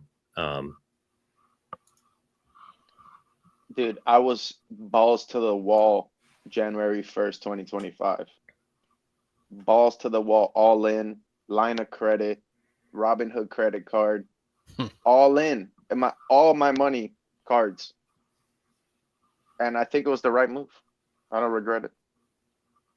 And but then did that confidence come from like just successes in the previous year? Like, just like, we're killing it right now, let's just keep killing it. Let's open the floodgates. yeah, I mean, it was like deja vu, bro. Like I've been here before. Like Yeah. actually I've been here before. I remember when this happened. And I also remember the beginning of the year 2022, I think, when Beastar Universe came out. And now we're getting to Rastal, and I was like, oh, this is deja vu. Like Ernie, have been here before. I'm all in, chips, reload. I was all in, and it was honestly like it worked out. But the problem is, and the issue I'm having with not issue, but like kind of like just we're talking shit here, right? It's like it's always changing, right? Like why couldn't we get those 3 months until the end of the year? We all would be rich. I would have stacked 100K. But now it's like it changed again. Now it's the tariffs, and now also the Japanese quality of the cards has lowered the standard. It is what it is. It's harder to get 10s now. Like, bro, a year ago, are you kidding? Bro, V-Star Universe was all 10s. Everything was a 10. I wasn't even pre-grading. Fucking send it. No, seriously, like if it's centered, you're good. Like at some point, if it's centered, you're good. Now it's not like that, bro. Like a lot of my Misty's OC, a lot of this shit. So whatever, it's a tangent, but you get what I'm saying? Like it's constantly changing, whether it's the printing standards or the grading standards or the tariffs or I don't know. I kind of want something where that's a little bit more consistent, but then you sacrifice like those big gains, right? Like when you have a consistent job, like teaching, like I could double down on teaching, but it's like there's a ceiling, there's a cap to teaching, and Pokemon is uncapped. So that's what like keeps me in it, is that I could hit a black label, or I could find a partnership and start moving a lot of product, or like I don't have that explosive thing that could happen in my teaching business, unless I don't know, I start making content or so, which is a whole different thing. So right. Yeah, I think last year I feel like was very I mean, maybe the last 2 years, honestly, before this whole craziness now, was way more consistent. I felt like it was like, yeah, you buy the thing, you do calculations beforehand, you go on Card Rush or Mercari, you buy the stuff, you make a good percentage, you rinse and repeat. PSA is only 1 month, between 1 and 2 months. You can churn, you can put stuff out, and I guess it's all about being ready for these things when they happen, having the inventory, being able to sell into it, not getting caught, flat-footed like I currently kind of am with all these cards that are just sitting at grading companies again. Yeah. And when the volatility happens, I guess it's just right place, right time. Like you got to just have the stuff on hand that's going to make you the money, I guess. But Yeah, exactly. But even a submission, bro, could be like define your business. Actually, like let's say you're out the hobby and you send out one more Hail Mary submission to Beckett and you hit 7 black labels. Okay, fuck me. Now I got $20,000. Like now I'm randomly outperforming Jake Smith. No flex. But you get what I'm saying? Like that's so dumb to me. Like dudes could just hit too, or bro, somebody sells you a collection. If you find the right guy and you buy his collection and you 7x on the raw and you print, and so there are these, like, I want to call them Hail Marys or moonshot things that happen, but you can't really plan on that. You know what I mean? That's not really a business. And so at least we're still in business, at least we're consistent enough. But I do think that part of the reason I'm in the hobby is because there is that possibility of that moonshot and like that potential for growth that it feels uncapped to me, so yeah. I feel like the whole point is just, I can do a Dan impression, but just stay consistent.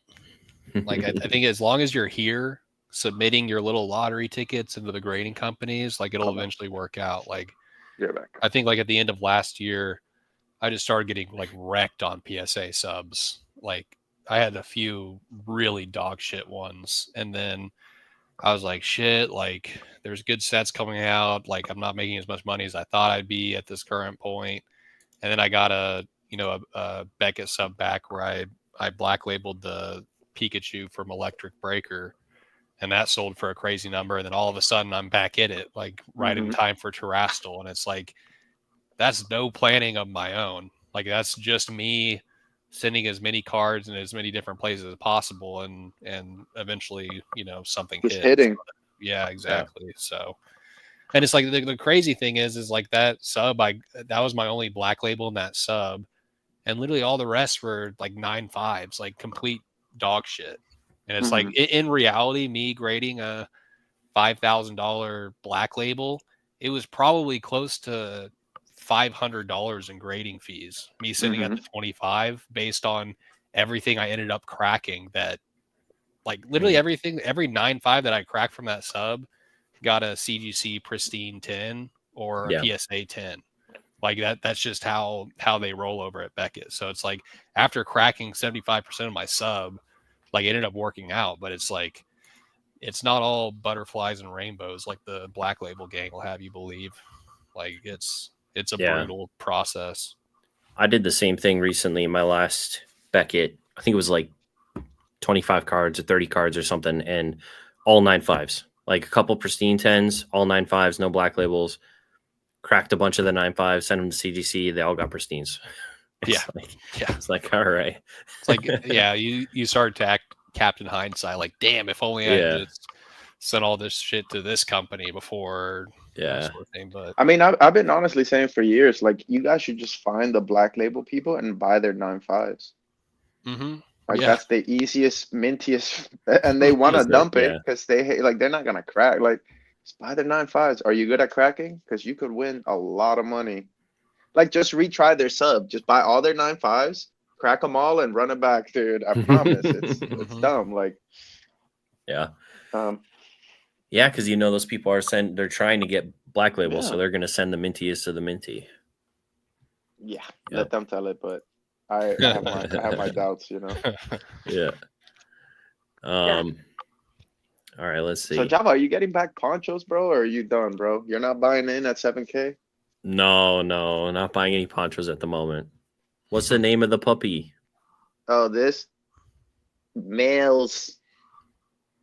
Males. Still Her name cute. is Millie, bro, and she's a mix of a bat and a little deer. She's very friendly. Somehow Very made a cute. puppy. She's like 3 years old or something. Oh, nice. Yeah, she chills, but she just like wants love. I don't know. That's awesome. Yep. We have a question from Grimer for, I assume, Ernie, unless you play chess, Jake. Nope. Uh, I what's stayed your- far away from it. What's God your bless. favorite opening? I answered the chat King's Gambit, but I have a bunch. Oh, I okay, I love see that, gambits. yeah. Yeah, I love gambits. I like sacrificing material for time. It's fun. Gotcha. Cool. Were you at Florida as well, Jake? No, I was gonna have a work thing, and that got canceled like a week before. And then I was gonna help at LGS with the Journey Together release, and they were gonna sell me some cases. That fell through, so I'm just hanging with friends. It came down to last moment. Gotcha. But yeah, I wish I would have FOMO'd it. It would have been a fun time meeting all the new people. But Hive Mind is wondering if either of us went to the MetaZoo booth and played a test game. You got a free Oh alpha heavens no! backpack. Oh heavens no! And I had a chance because I saw it was okay. So great question. I saw Squeaks and the dude from MetaSuit, Travis, who's like the playability guy, and they're teaching these like 2 young kids how to play. And I ran away. I ran. I could not run faster. I bought the magazine thing that comes with a alpha pack promo holo and like 4 packs or something. But that was really the only thing that they were selling that I could fit in my backpack on the way home. So, bro, why did you only go for 1 day to collect a con? And why didn't you hit anyone up? And what is this ghost? I saw basically everybody except for you. Bro, I was walking around, dude. I just told you I was looking for PSA 9s. But that's wild, dude. So yeah. Did you leave on Saturday? Yeah. Oh, what? Nah, you're different, bro. So I'm all set on you, bro. So Spat's done it before, and I kind of FOMO'd in, but I looked at the recommended hotel and it was like $400 a night. So I was like, absolutely not. Like, I'm not doing that. And he's like, oh, just flying in the morning and fly out at night. I do it all the time. Like, all right, whatever. Oh, that's crazy. So we did that. Got back to the airport at like 5 p.m. Got dinner. My flight was at 8. It got delayed 3 hours. So I didn't leave until 11, and I didn't get home until like 1:30 in the morning. So I was up at 4 in the morning for the flight and got home at 1:30 in the morning. It was disgusting. Thrifty does that all the time too with Collecticons. I just do not. I get my body not built like that. Have it in it to fly in early and then fly out late. Like I can't be at an airport twice in one day. Like that's air fuel. Yeah, it was rough. It would have been better if it didn't have the delays, but it was pretty rough with the delays. Honestly, the best time was Saturday night. Like after everyone was tired from the con, we were all chilling, eating pizza and shit. It was nice, bro. And you had left already. Because I remember I'm like, yo, where's Java? He's like, oh, he left. I'm like, what? Yeah, we left to get to the airport at like 5 p.m. right after the convention. Or that's right crazy. Before the convention ended. But Spat has a question. I'll try and figure out exactly what he means. Is there a number across the board for PC cards where you have to sell? I guess I would say, yeah, I guess that kind of makes sense. Or like if a card your gets to profit 10K, is like so high, is there like a margin that's so high that you have to move it? Basically. 20%. A number, 1 month. 1 month, 20%. My whole business. Thank you, Trump. Oh, bro, he's just trying to see what our freaking cash flow is. He's trying to see how broke what our bankroll is, dude. I actually think it's kind of fun just to have a constantly rotating collection of cards that's locked. You know, a lot of stuff you buy is the same, but a lot of stuff you buy is like new cards and different. You get your hands on new things all the time. It's actually kind of, I don't know, I find it to be fun to not have like just the same collection I'm looking at all the time. But yeah, I still have some things that I'm keeping, you know, personal. I've been violently fighting my want to collect modern cards. especially in this market. I mean, I pristine tinned at CGC Sleeping T-Tar Japanese, Ooh, and like that's always been one of my favorite cards. So I was like, that's nice. Yawn. I mean, it is on eBay, so is it Was really it printed in PC? But 2002? If not, yawn. yeah, You should just, if it goes for like $150 right now, you should just list it on eBay for 300 and just enjoy it till it sells for 300. exactly. Yeah, that's the hard part. Yeah. I don't know. I don't really have a number for PC cards. Like, I guess I have a number in my head for like what's the sell point, or like when, like if I really like a car, I want to keep it forever. But there's this number in my head where it's gone if it reaches that. Yeah. I feel like it's different for every single card. Yeah. I mean, personally, I don't like even having cards over 500.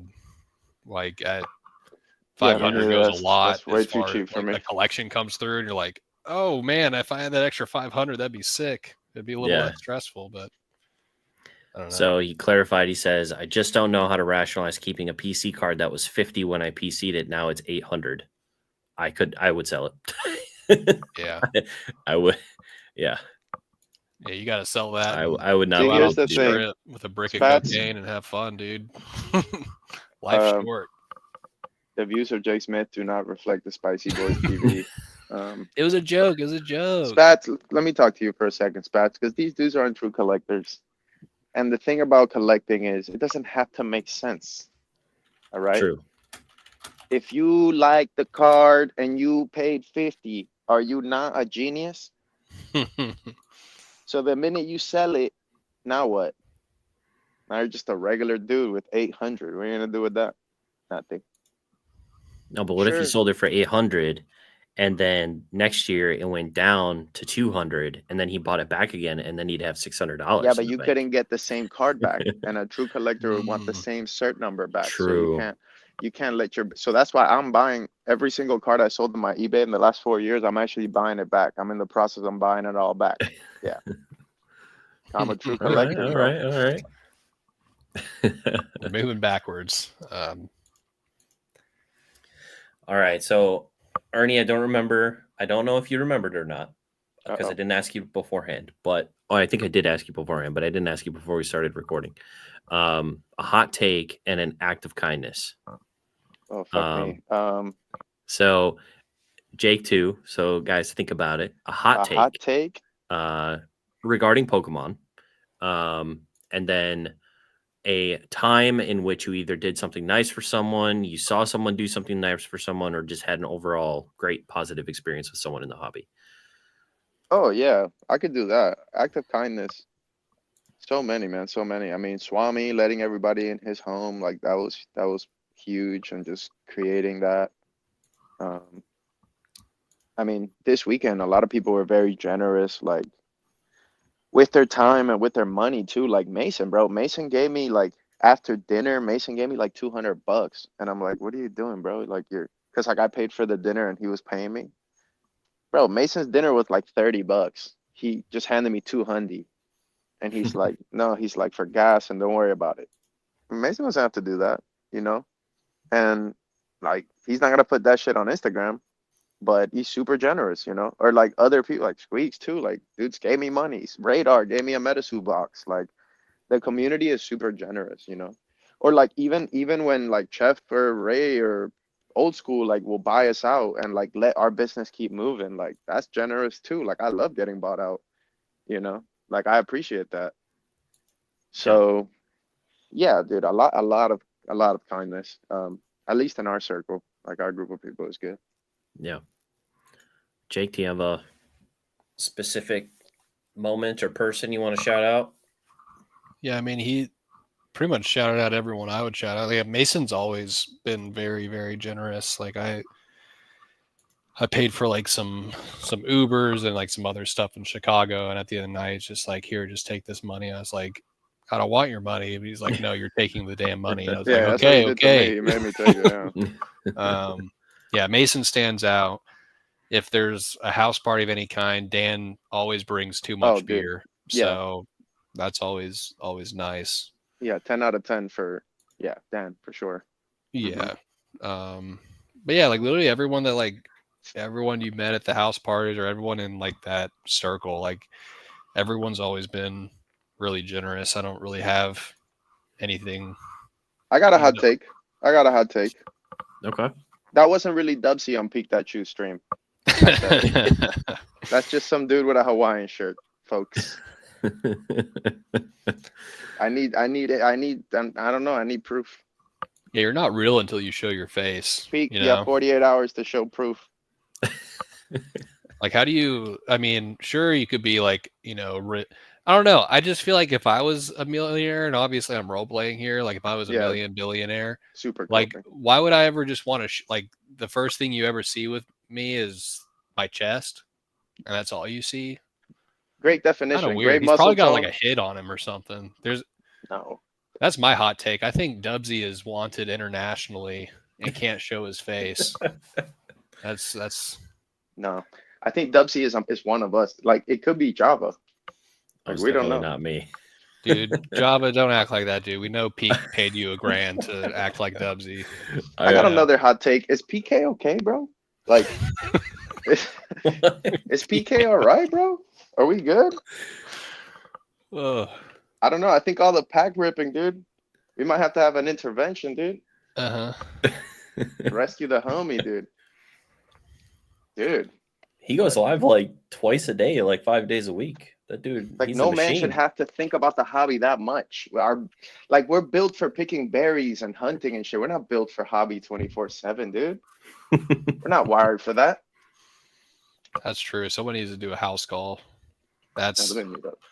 dude. If guys right now, like, promise me if I'm ever streaming 2 days a week and every single time we're in a conversation and I can't help but bring up the coolest Pikachu cards I have in my collection, just say something, call someone, because that's not me anymore. That's someone else. That's something Dude, else. Took Bro, I over. want to talk about Java, bro. Java, nobody cares about you, bro. That's the thing. They come on your channel and they just talk about themselves, dude. It ain't right. Well, Ain't that's right. what this is. It's me interviewing people and learning about you guys Dude. and your businesses. And What do you need, bro? What is stopping your business? What's your biggest bottleneck? Let's go. PSA. I saw 3 retro videos, dude. I'm locked in. Let's go. Yeah. What's the biggest bottleneck to your business, dude? PSA Let me grading. help you. Oh, PSA, yeah. Pretty much PSA. Be called Nat. Yeah. What the fuck, dude? I love PSA, bro. PSA's the homies, bro. You know? Yeah. It's I've started just calling PSA Melissa because Melissa's the one you get the Yeah, I the know. upcharges from. So Yeah, I always that's just my blame baby. Melissa if something takes too long. Yeah, I Melissa, I asked know her you're out on a watching. date after love a you, really good Melissa. return, and she didn't respond. I She said probably got a that dude. we should do a Christmas basket and send it to PSA to Melissa. Thank you for Yeah. all the upcharges. Dude, I got upcharged $250 on the Elottie. That hurt, bro. Oof. $250?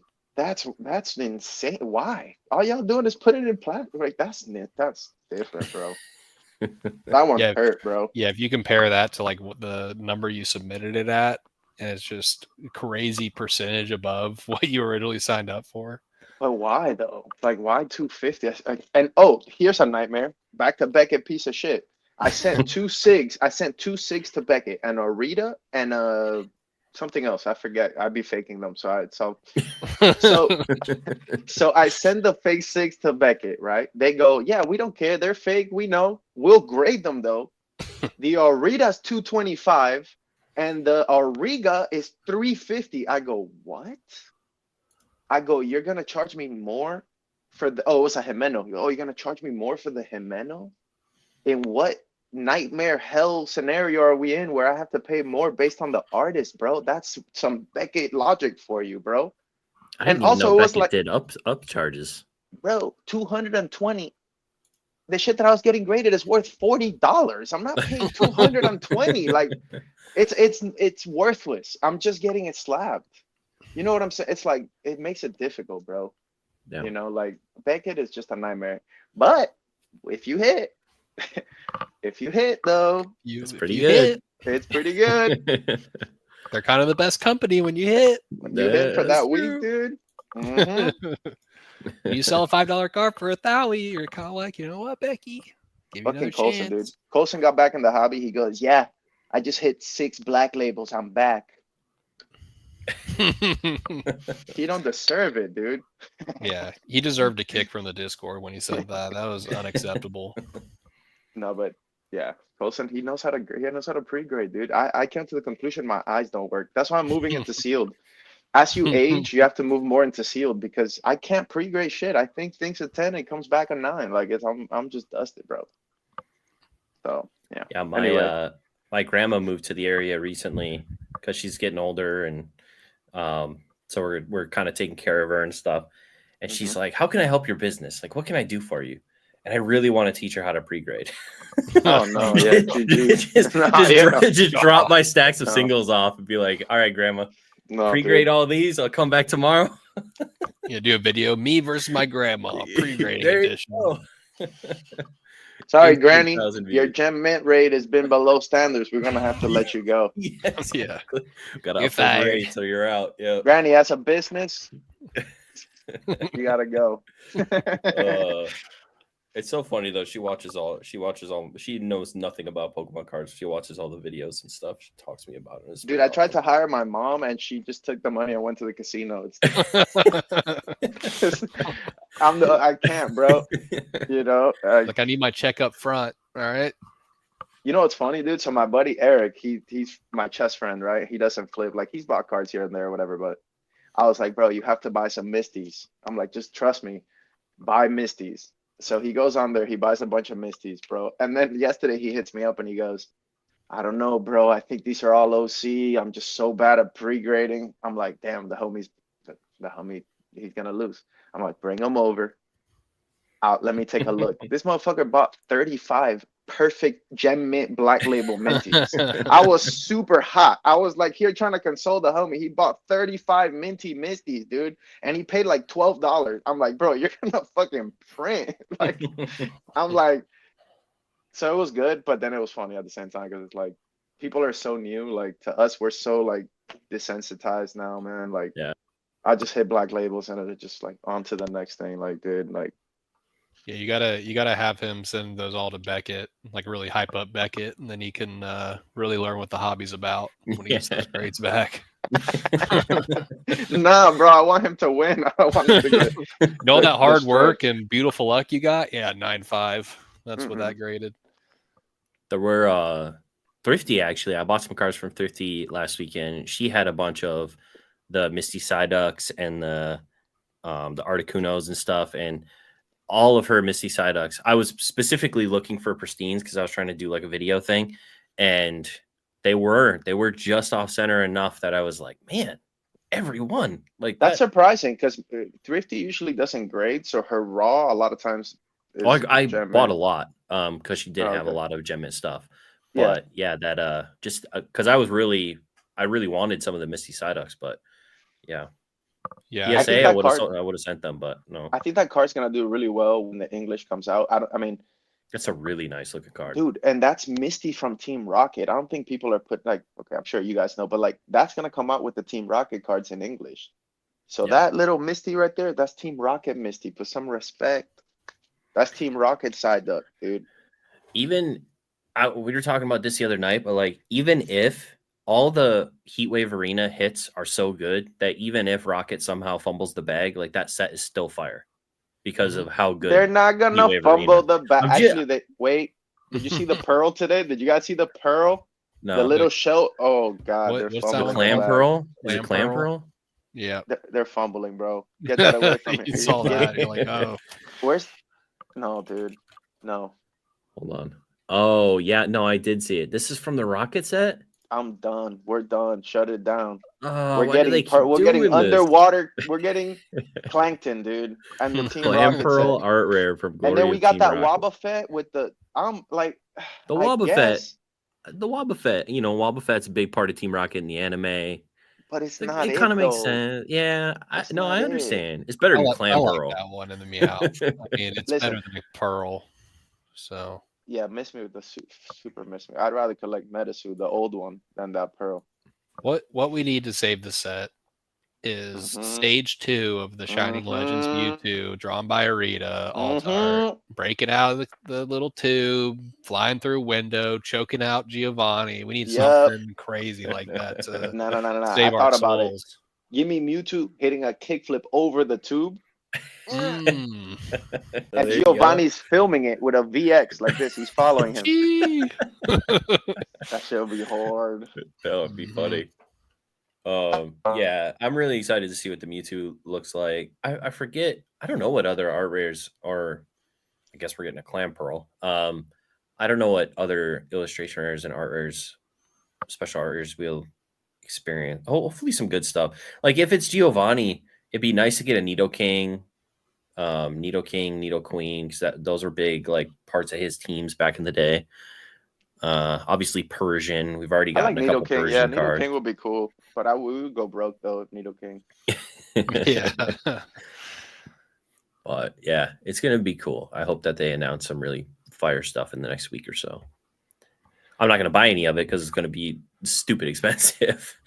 But You have this Yeah. tariff thing where it's like, oh, you can skip the tariff if it's under $800. Watch Ah. the Mewtwo come out being like 805. Like we're just Yeah. cooked. Like just can't even get any. Oh, 805's a steal, dude. You guys aren't buying at 800 raw? Okay. Broke boys. Yeah. That's cheap. I mean, listen, let's be realistic. The Clefable was 350, bro. There's no universe where this card is not at least 500. Like, it's just not gonna happen. Right? What was the Umbreon? Actually, the Umbreon was cheap when it came out, which was surprising to me. Like 180, Yeah. 200. That's insane. If the Mewtwo's 200, I'm literally Yeah. blacking out, dude. We're all Yeah. blacked out at that point. I bought Yeah. a bunch of the Umbreons at like the 180-ish because I was like, and I think there was a 10% discount. There's always what it is was. when Yeah, a new it set was- comes yeah. out. Yeah. So I was like, yeah, just buy a bunch of these to see Just what buy a happens. bunch, and then it went up, and then I was like, "Bulk." Yeah, Ernie and I Yeah. did like 3 lives in a row where we're just like, yeah, just keep waiting. Just keep waiting. It's 180. It'll be 100 in no time. Just No, we wait. didn't. No, we didn't. We told people to buy it, dude. All we did was tell people to buy it. Yeah, And sarcastically though. Bro, there was a dude in the comments like, "There's no way you guys are getting it for 180." I'm like, I know it sounds crazy, but it happened. Like, but I don't know. I Yeah. don't know, man. It's whatever. Is it a card, man? I don't know. It was like Yeah. even the Japanese Surging Sparks Pikachus came out at like 120. And like me and Cass were just like we were fading Full out. send, Like we were like, yeah. how is this even possible? We're buying as many as we freaking can. And then the English came out and it went up to 200. And we're like, oh, we were geniuses, dude. I knew we weren't wrong. Could have Yeah. easily been wrong and cooked, but Yeah. Yeah. I bought a bunch of those at that point too. that might be I don't know. over though, because that was still when like people weren't like really feeling the boom. Like Yeah. people were still in that mode of like, oh, all Japanese is worthless. Nobody wants this shit.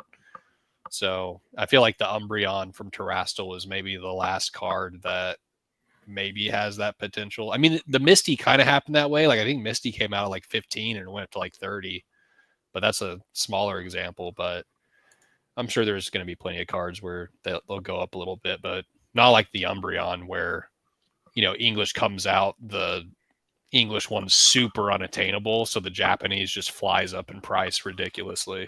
But that's what's gonna happen. I mean, what do you think? You think PSA 10 Misties are just gonna be readily available? The same shit always happens.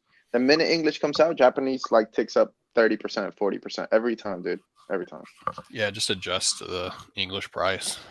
Yeah. Were any of the battle partners cards? I'm sure the Clefairy card was big when it came out, Lily's Clefairy or whatever, that alt art, but have those prices gone up or have those come down over time?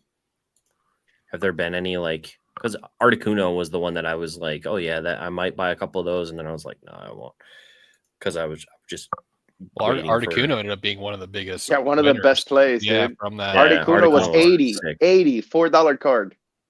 Stupid. Ridiculous. Look at his face. Look at his I face. should have bought some. It's like I knew I was right.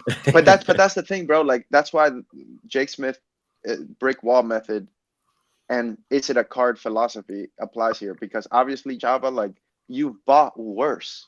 than that Articuno. I know it. I've seen your eBay last solds for the last couple years. I follow it. I know you bought worse ARs than that. And that was a $4 Articuno and you didn't buy it. And same for me, bro. Like that Pikachu that you're talking about, Smith, I didn't even touch it. And I had to watch Smith and Cass print. And I was just there on the sidelines. It's weird how like we randomly just miss things in the hobby, you know? Like and we all have that story. It's just you can't be on everything, you know, all the time. And then also like I think your emotional, like how you feel in your regular life sometimes affects your like your risk taking. At least for me, like when I'm feeling like a little bit more, I might not buy and go into all the ponytas and all the flapples, you know. But when I'm full send and confident, I'm doing it all. So and that's another thing to talk about. Like when you're your own boss, right? Like, you know, your business a lot of times has to be ran more like a business. That's why turn off your brain is effective, because whether you're having a good day or a bad day, you have to buy the thing and like keep it moving, you know. But yeah, I don't know. That's been a game changer for me. I really just don't care. Like, is it a card? Yes. Buy it. Like, I don't know. No. Yeah, I think I skipped out on those Articunos because it was the only card from the set that I was really wanted to buy. And at the time it was like, usually when I try and buy from like Mercari or those places, I try to get like a bunch all at once to kind of spread out the shipping cost. And it was just the one card. But yeah, I probably still should have bought a bunch of them anyway. I mean, I completely skipped the set. Like Ernie was making money on Articunos. People were making money on other cards. I just looked at this set and I was like, I'm still fucking face deep in Terastal and Prismatic. Like I felt like I didn't have the time to even think about battle partners. Yeah. And I mean, you can see how a lot of the cards are performing in English for Journey Together. Like they're tanking. It's just not, it's not a great set, but it's also, I mean, I don't know. But dude, like I was there. So I remember why you didn't do it. It's also because you were streaming and you were doing this thing and you had so many things on your plate. Like I went to the CollectorCon last weekend. It took like 3 days for me to start buying again, you know, because you're a person, bro. You need to rest, you need to eat, you need to catch up on like your chores. Like I had a bunch of laundry and shit. Like, you know, you have a life. And you had started streaming. So you were like, bro, I got all this English. I have all this sealed. I already am deep in fucking Terastal. Do I really need to be buying Articunos right now? Like it made sense. But then like later, if what I'm saying is, if all you had to do was buy, you wouldn't have missed that. Right. But we have to buy, sell, package, promote, film the video. You know, it's a lot of shit going on all the time, bro. I almost think like if we just had like one dude buying, like I'm not so sure like our decisions would be that different, actually. Like, you know what I mean? So well, even if like they were different, it would just be like, all right, Java, Ernie, hop on a call. Oh, we like Articuno, we all like it. All right, we're buying that. Oh, we don't like the Lily, too expensive. All right, good. Like it would be, even if we weren't exactly on the same page, a 5-minute phone call would put us all on the same page. Like it's not difficult in that aspect. Yeah, it's interesting to see Journey Together just tanking in English, but it really makes me wonder. Like, I really just don't think the English market cares about trainers, like not nearly as much as the Japanese market does, and the whole set is around trainers. Like it's an emphasis, and the Pokemon are Pokemon that make sense for the trainer, but they're not necessarily anything like massive, you know, in terms of popularity or whatever. The artworks are great, but I just feel like historically trainers just don't really do all that well in English. So it is like it'll be interesting because I feel like Cynthia is obviously really big in Japan and arguably probably one of the bigger ones in English too. So it'll be interesting to see how Garchomp and that thing does. But I don't know, like we've all bought Garchomp before and sold Garchomp. It's not great. It's not great. I wouldn't even say it's maybe even top 20. Like it's good for that generation, but it's not for like overall. Exactly. So it's like, who knows? Like maybe I don't know anything about playability. Obviously, I think there's certain ARs I'm not sure if the Whaler was playable, but I was looking at the Articuno. I think Articuno is actually playable. So that's why that might be a little more expensive than others, than it just being an Articuno too.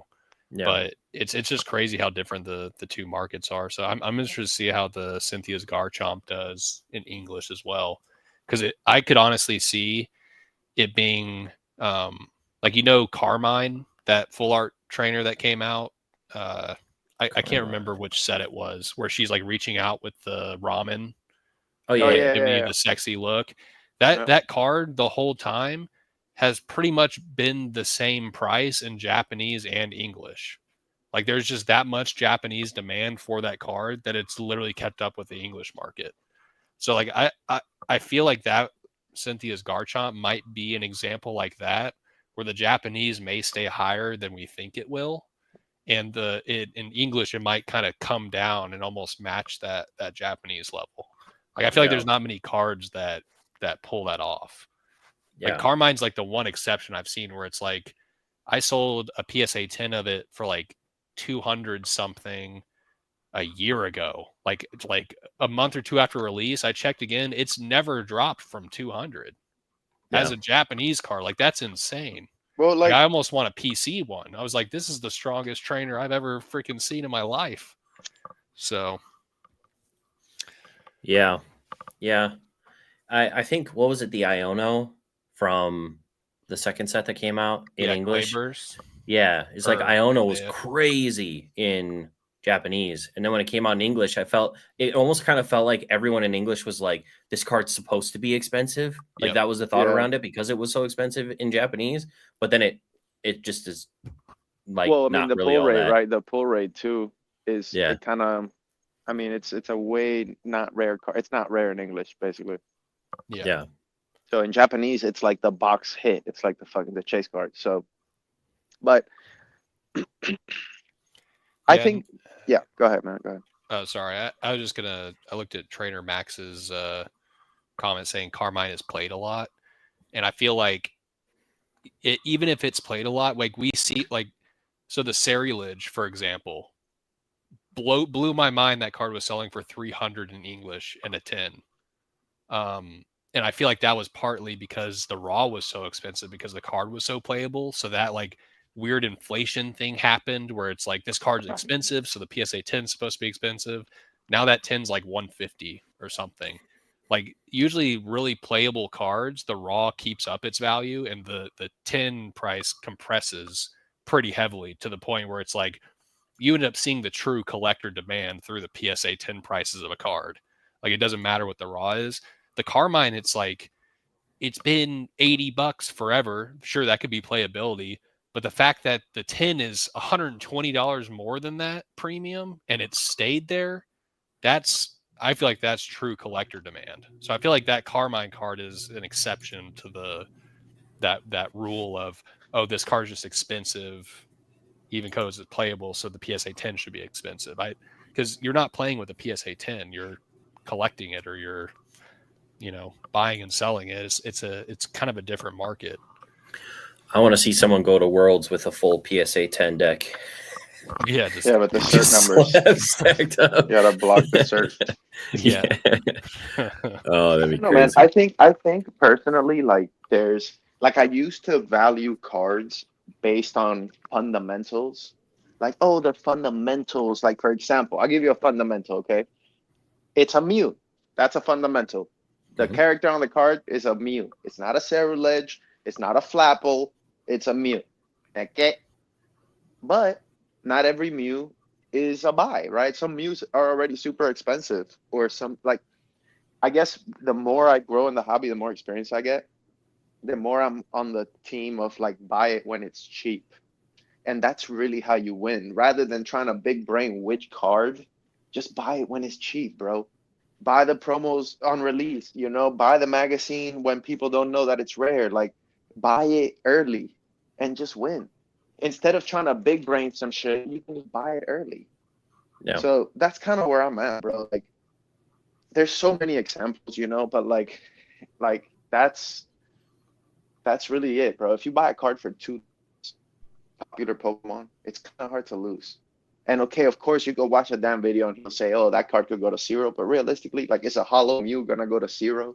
You're in for $1, $2. Like, you're probably gonna win. It's probably gonna 2x or 3x. You know, is it gonna outperform sealed? Yada yada. I don't know. It's a whole different topic. But like, I'd way rather spend $1,000 and get 1,000 cards, spend $1,000 on one card that I want to double. Like, I think those raw 1,000 cards will double the way faster. No. I feel yeah, like based on that, I feel like I wasn't in the beginning of the boom last time and didn't have any experience of the years before that, but I feel like I've learned more being in the down market and going into a boom on how to make money than at any other point in time. Because with that, you realize, oh, the Mew UPC, expensive product, hard to replace if they want to reprint it, yada yada. Alt-art Mews being $5. It's an Alt-art Mew, $5. That's what makes We should have been buying hundreds of those with our bankrolls. Like Right. like in hindsight, you can learn from certain things like that. Where if an Alt-art promo comes out with a popular Pokemon, you just buy the shit out of it. Like maybe even these the Prismatic Evolution premium boxes, those UPCs, that might be a complete copy paste. Maybe not, since we're in a boom. Maybe that card only stays at 10, 15. Who knows? It could be $50 for the EV Alt-art that's not in the set.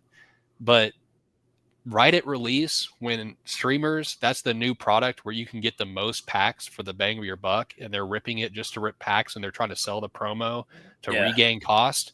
We should be picking up as many of those little fuckers as we possibly can. Like, it's an Alt-art Eevee that's way, way, way cheaper than anything else in the set. Like those types of things you didn't get to see during a boom or as the boom was coming down.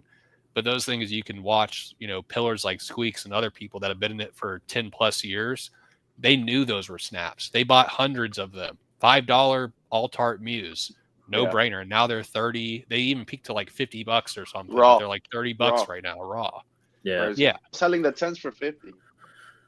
Yeah, same. I sold 10s for 50, 80, 100, and then next thing you know, they're 300. I'm like, oh shit, I sold through all my Mews. I guess I should have had more. Yeah, I don't know what this card is now. The Reshiram that comes in the enhanced box. I thought about like if there was a streamer or some shop that was selling 20 or more sealed under $20, you know, at release, I was just like, I'm just gonna like full send on like 20 of them. Yep. And I never did. I think that's but it looks like they're about $20 right now anyway. But yeah, I mean, I don't know, but I would imagine that will go up. Right. I mean, it 100% will. Like I have no doubt in my mind that card will go up in value because people are like worried about Journey Together. It's too easy to pull the cards. The cards are too cheap. All this stuff. Well, you know what happens when sets have cards that are too easy to pull? Look at Terrestrial Festival. Look at freaking V-Star Universe. They get ripped to oblivion because it's fun to rip. So it's like eventually these promos that are top of these booster boxes, the booster boxes are still, you know, expensive. They're like $220, $230. You have to rip a $200 plus product to get this little promo that's $20. That little promo is going to go up the more and more booster boxes are ripped. And I guarantee you the booster boxes are being ripped to oblivion right now. Yeah. So there will be a large surplus of those cards, and all you have to do is pick up as many as you're comfortable with to sit on, and they'll eventually go up, I think. Yeah, it is a cool card, and having the stamp on it or whatever, it's just everyone loves a cool card with a stamp. It technically would be way better if it wasn't also in the set non-stamped. Yeah, that's true, and also in Japanese. Like that was kind of the problem with I mean, it's still being affected. The Japanese 150 Mew Alt-art, that card's forever been affected. It used to be the most expensive card in the set, like more than the Chari. And then the Mew UPC promo came out, and that card tanked. Like I doubt that card's still over 150 in a 10. So like the mass printed promo in English in a 10 is worth more than the Alt-art you have to pull. So yeah. Mason has entered the chat. I never thought I'd see these three in the same stream in my life. Why is that? We were just talking about how awesome you are, Mason. Yeah, dude. Rewind. We glazed you up, Mason. Skip, block, mods. Mods kick him, please. All right, guys. Well, we're hitting about the 2-hour mark. That's where I've been kind of keeping these Yeah, let's shut it streams down, please. I at. can't go on any longer. I have to stop. I really appreciate you guys hopping in. Though this chat was awesome, and thank you, Jake, for joining us as well. I got both the Spicy Boys. If Sure. one or both of you, well, we'll go. Ernie, if you want to shout yourself out again, all your socials and everything, where people can find you and support you, and then we'll go to Jake after that. I'm card creator on everything, on eBay, on an IG. That's where you can buy from me, and then Discord. I threw the link in the chat. If you guys want to tap in and talk hobby with us, just hop in the Discord. Yeah, I don't know. We'll be around, you know. Thanks for having me on, man. This was a good chat. Of course. Yep. Yeah, thank you for coming on. I'm Minty Mountain. You can see right there. Yeah, just follow me on Instagram, and got a little, link tree on there with all my links. So yeah, we're gonna try to keep the podcast coming, and had some other creative ideas we're trying to work out too. I just need to get Ernie to start drawing. Little hint. Java, you're not gonna buy the ponchos back, bro? Come on, bro. Not right now. They're insanely expensive. Bro, you got to bring us back on when you buy the ponchos back. The Mario Pikachu is one of my grails, so at some point I will buy it. You're gonna get that, boy. Even if what about a 9? Did you get a 9? I would get a 9. Yeah, I'd get a 9. All right, so we can figure it out, dude. ARS 10 maybe, little OC. Yeah, not bad. There you go. Perfect. I really appreciate you guys hopping on, giving me your time tonight. And yeah, like the stream before you leave, and make sure to sub to the channel if you're not already. We'll be back on tomorrow with Shug Nasty. And then Sunday night, we talk to old school Pokemon.